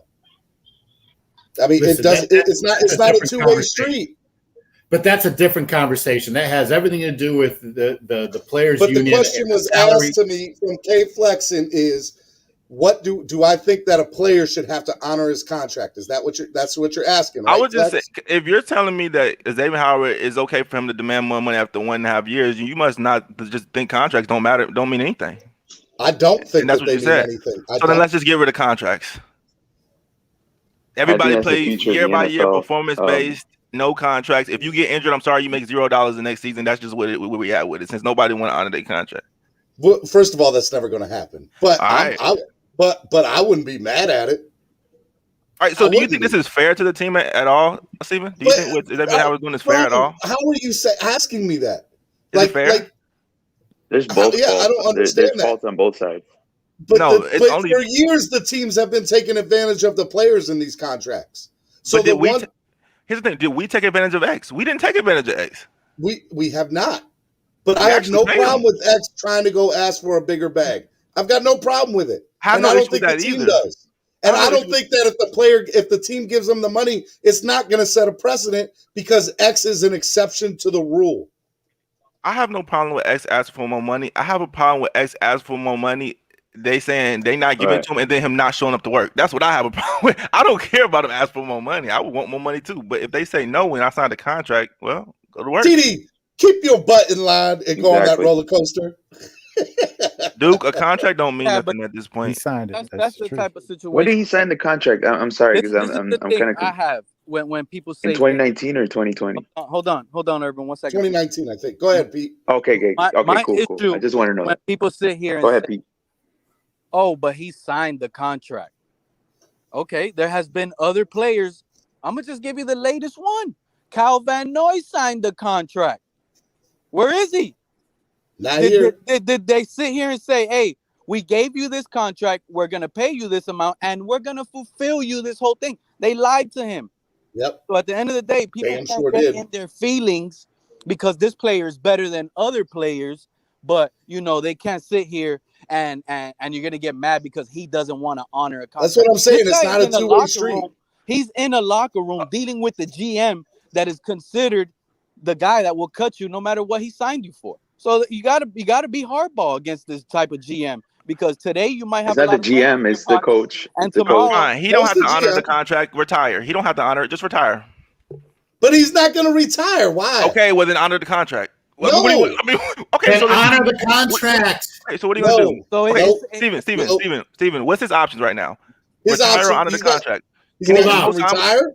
He can play for the contract, or he can sit out through training camp and play chicken and see who jumps first. But either way, it's going to cost him. It's going to all come down to: are you going to retire or are you going to play? Trading him is not a thing. He's not going to retire. He's going to play. Simple as that. And I agree. I don't disagree with you. The thing is, I think, like I've said it before, I think he was already involved in a trade. They already probably told him the type of numbers they're going to restructure his deal to because he was in MVP conversations. And I feel like he's like, man, and we can't forget, the Dolphins have made mistakes, and we have to admit the truth. And he's mad because we drafted Noah Igbenogany. He's not mad. He's not mad at that. He's already admitted that. He is. They paid Byron Jones, and they drafted a player in his same position in the first round. They didn't trust and believe in him when obviously we all know here, if we would have used a different pick on a Noah pick, we would be better off right now because Noah wasn't even used that much. So it's okay to be upset at this GM and going hard. I'm not upset at the GM. You got to go hard. That was a Brian Flores pick. X is just asking for more money. Let's give it to him. Go ahead, Cam. No, Pete, I disagree. Listen, they saw this coming down the pike, and they drafted Noah because they saw it coming down the pike. Also, Noah was the best available player at the time they drafted him, and he fortifies this secondary big time. Listen, he could step into X. You said they saw this coming from behind the pipe? Dude, they just extended him. I disagree with that. You can't. No, you always. I disagree with when that. When he signed that contract, he was probably happy. I'm with Pete. No, Pete. No, and I disagree here. And this is why. You always have to think about, if a player is going to honor that contract, if he's going to be healthy enough to honor that contract. But you also have to, provide depth for your team. Like, what if X, blew out his knee? What if Byron Jones blew out his knee? What do you got left? At least Noah provides you with an acceptable replacement. And X has already stated on record that he was not mad at the team for doing what they did. He understood it. He understood that it was there as an insurance and backup, and you always have to worry about if so he's not mad at that. But it's a contradiction, like TD said. It's not a contradiction. It's a business. I would have never known that video. They don't, it is what it is, I got in an argument about that before that video, but it's all good. Hey, the one that put me on. So I seen it, I heard it, I listened to X, things came up, and I heard it, and it's up on air, and he's mad that they used that pick on a corner. They didn't believe. He's not mad. He's not. So I have got paid. We He's could have other positions, but it is to each his own. All right, go ahead, Flex. I don't know because Omar Kelly is still pretty pissed about that. Go ahead, Flex. Exactly. And he knows them all too. Do y'all feel as though we getting double dip? Because check this out. He had one more year on his contract when we signed him, right? To the 15 million, right? Boom. So if he would have played his last year, right, and then he would have came out with Jalen Ramsey, right? Right. So once Jalen Ramsey and them got paid, he was going to get paid in line with them, right? But he didn't get paid in line with them because he signed the year before. Correct. So you mean tell me we getting double dip to the point where we signed him early, took a risk because it was just off an injury. And now we got to pay him again in line with Jalen Ramsey. Why he just didn't wait? Why he just didn't play out his last rookie? Why he just didn't play out his last year? Because he wasn't betting on himself like he said he was. Exactly. So now we're going to allow ourselves to get double dip. So now he can bet on himself without betting on himself. This is crazy. Right. Well, that's another point where I think he's upset. I think he wished he would have betted on himself and not signed it and been able to. That's his fault. I wish I would have put $1 million on red when it's red, but I didn't. So the casino ain't gonna say what you wish you would have did. You didn't do it. So let's move on. I completely agree with that. This is Xavier's fault for signing that contract, but that doesn't mean at the end of the day he has to, it's wrong for him not to ask for money. Here's the thing. This is what people are scared of. People are scared that this is going to set a precedent. They're not mad at X for asking. They're not mad at X for asking the amount that he's asking for. They are scared to death because they feel that if a player has an outrageous season, that they're going to walk into the GM's office and be like, I want to redo my contract, even if they had just redone it the year before. They think that's what this is going to set. The reality is, guys, is that for years, teams have been taking advantage of this. You do not get played for what you are going to do. You get paid for what you've done. That's the league that we live in. And so with that being said, I have no problem with what he is doing. And if it sets a precedent, I really don't think it's going to be that big a deal. It might hurt some people in the long run. But I think players need to learn how to get their money another way because teams for too long have taken advantage of them. Cameron? That's how the collective bargaining agreement's set up. That's how contract statuses are set up. That's how a salary cap is set up. He plays within those contract negotiations and how the collective bargaining agreement is. And owners have the upper hand in that regard. But he signed a lucrative contract that at the time made him the 5th highest paid cornerback in the league. And listen, he balled out last year. That's what he's supposed to do. Okay. If he asked for more money, but you know what? The Dolphins don't have to pay him another dime and they can let him, hold. So be it. They have, suitable backups if he doesn't play game one, but he's going to play game one because it won't do him any good as Xavier Howard, the company, to sit out games. At all.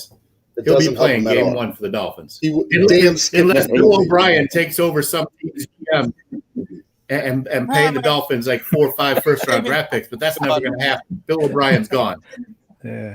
Yeah. Noah Ain't and gonna happen Noah again. and Byron are called competition. If he's so butthurt from competition that he really shouldn't be a Dolphins anyway, $5 donation from Hammer. Shout out to the $5 donation. Hammer, bro, Facts. hey, he's not mad, y'all. He's not mad. All right, we gotta wrap up here. We went way above him. I kept Cameron on way too long today, and K Flexing gonna end up getting fired because he was on here today. Listen, I'm an hour late. I'm It's over fine. here working as I'm talking. Oh, you double dipping. All right, I got you.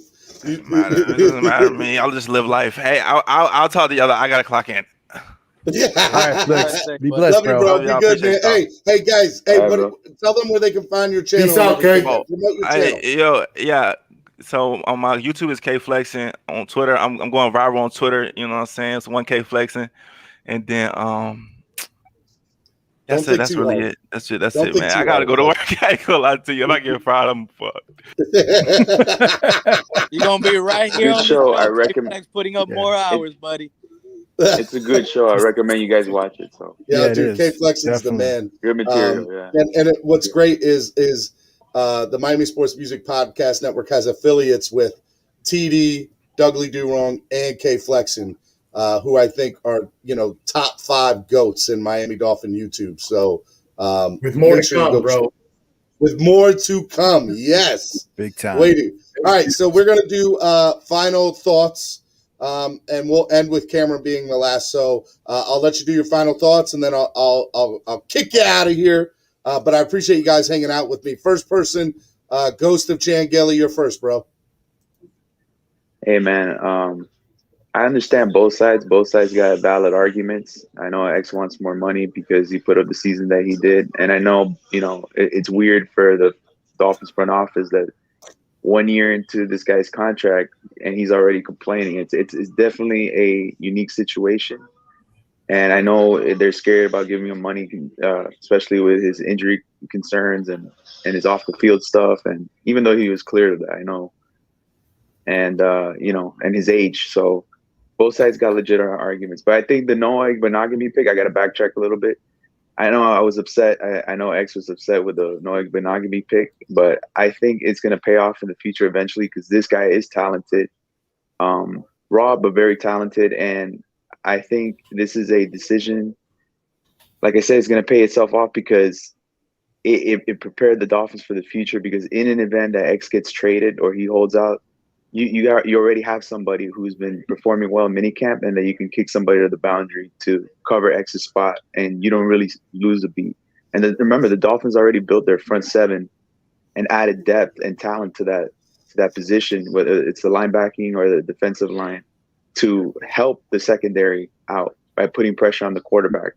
And if you generate more pressure on the quarterback, you get easier turnovers and easier pass breakups. So kudos to Brian Flores on that.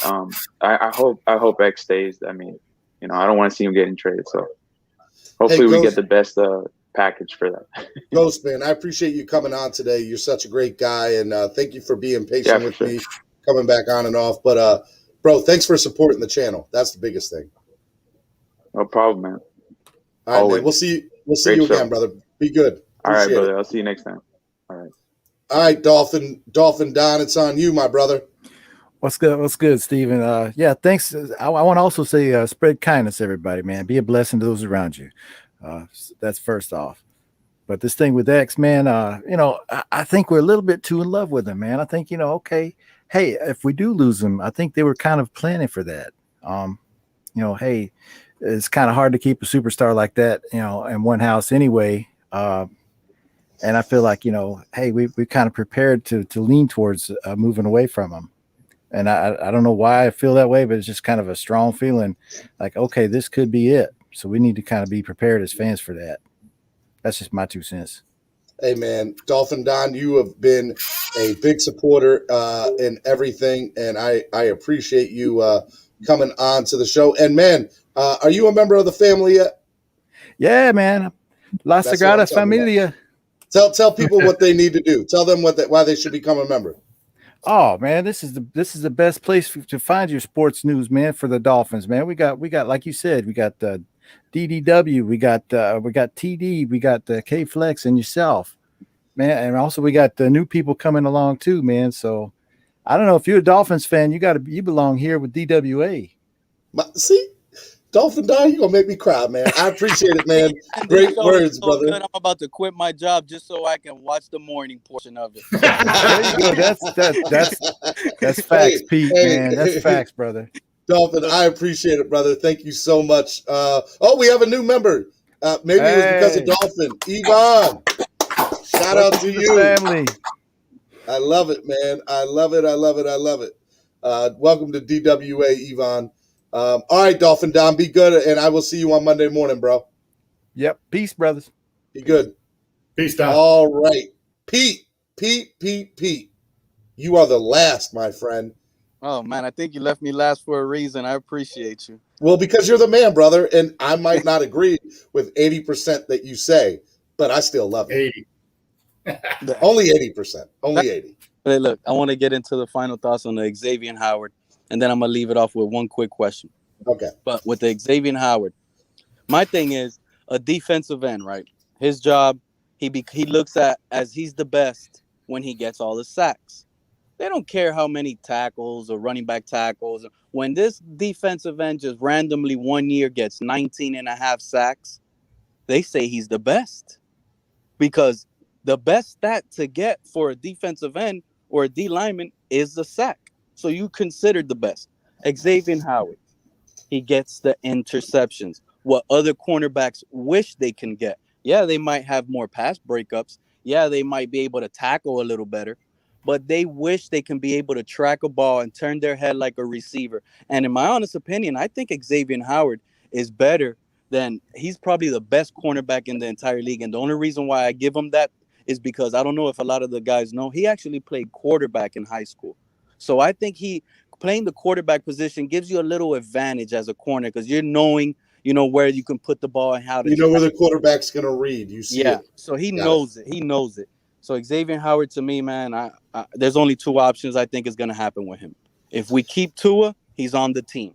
If we have Tua starting week 1, Xavier Howard is on our team, and he's going to play.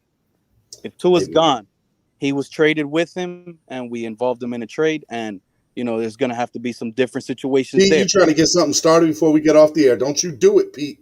Nah, and I'm giving you some material hopefully for Monday when we come back up. I want to hear it. My question I want to leave is, man, what are some of the undrafted, because we have not heard anything of these undrafted free agents or these draftees, these rookies.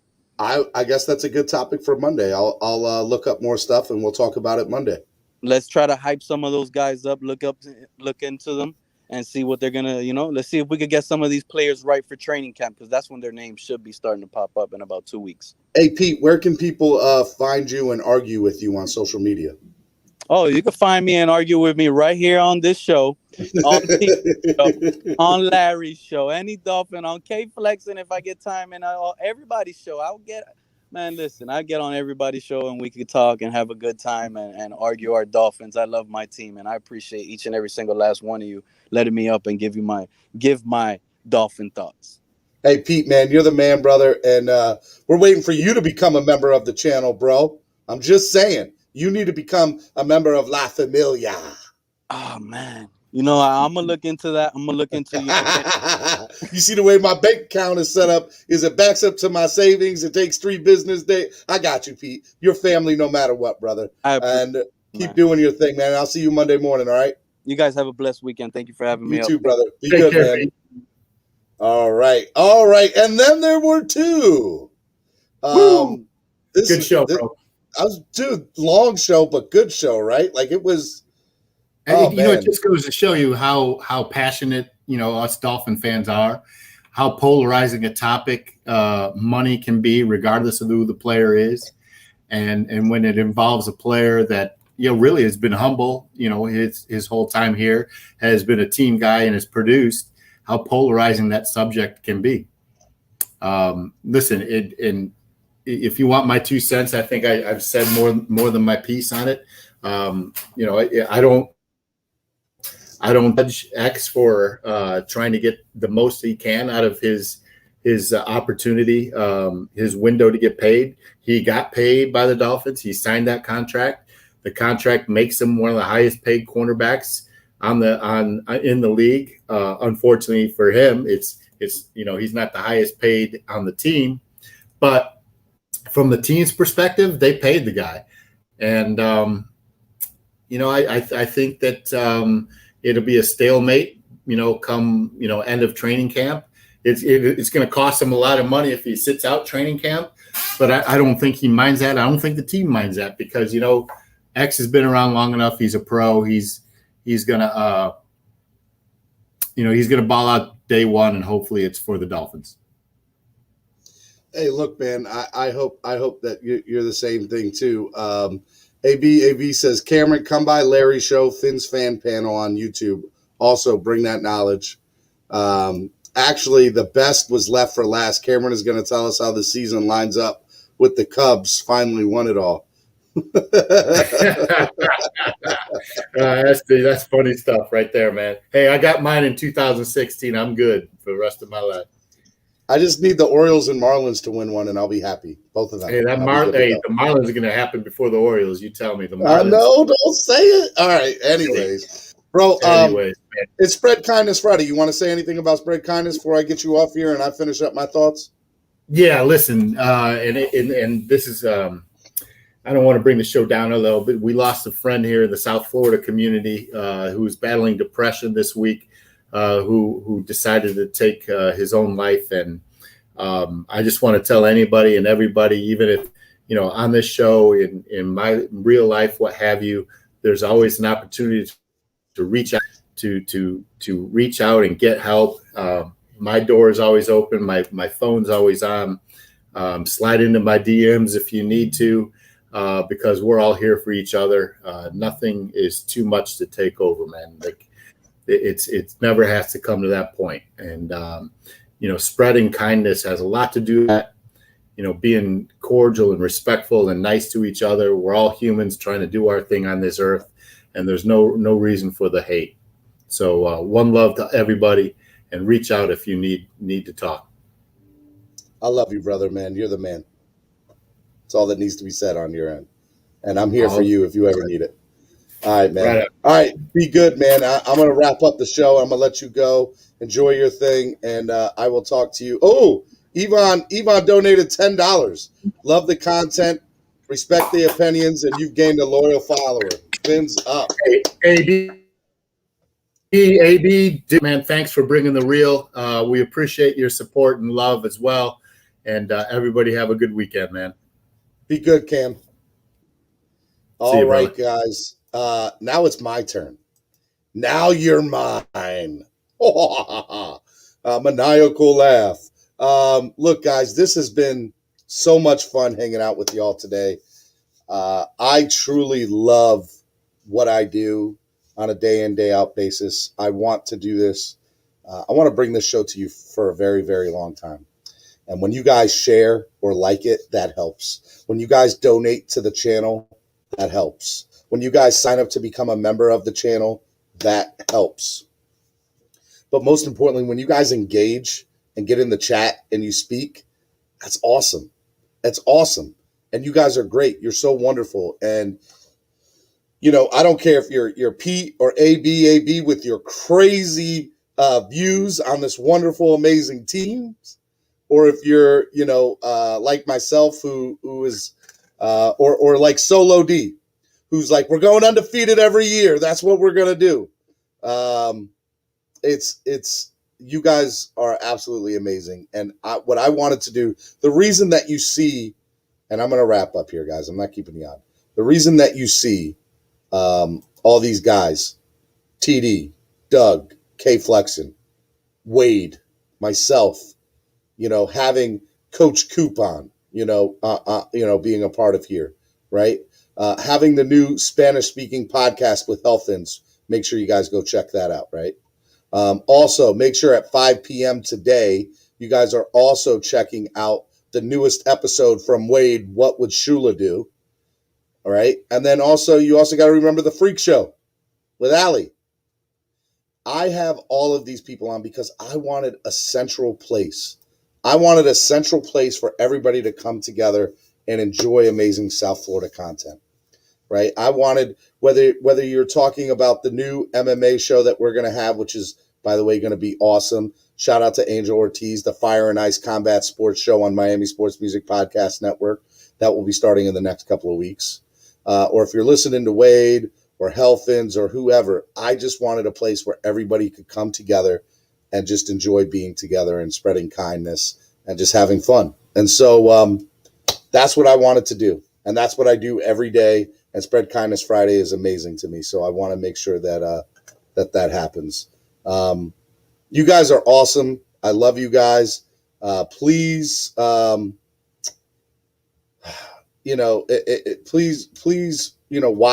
watch the channel, enjoy the content, and again, Spread Kindness Fridays. If you never know, if you see somebody in a grocery store and they're just looking down and depressed, make sure you guys go give that person a hug or say hello or whatever. You never know what somebody's going through. You never know how bad things are going. So, just make sure you guys are watching everything. All right. I love you guys. Y'all be good. Till the next time. I will see y'all on the flip side, which is Monday. And y'all have a good time. Peace out. Fins up. Love you guys. Peace.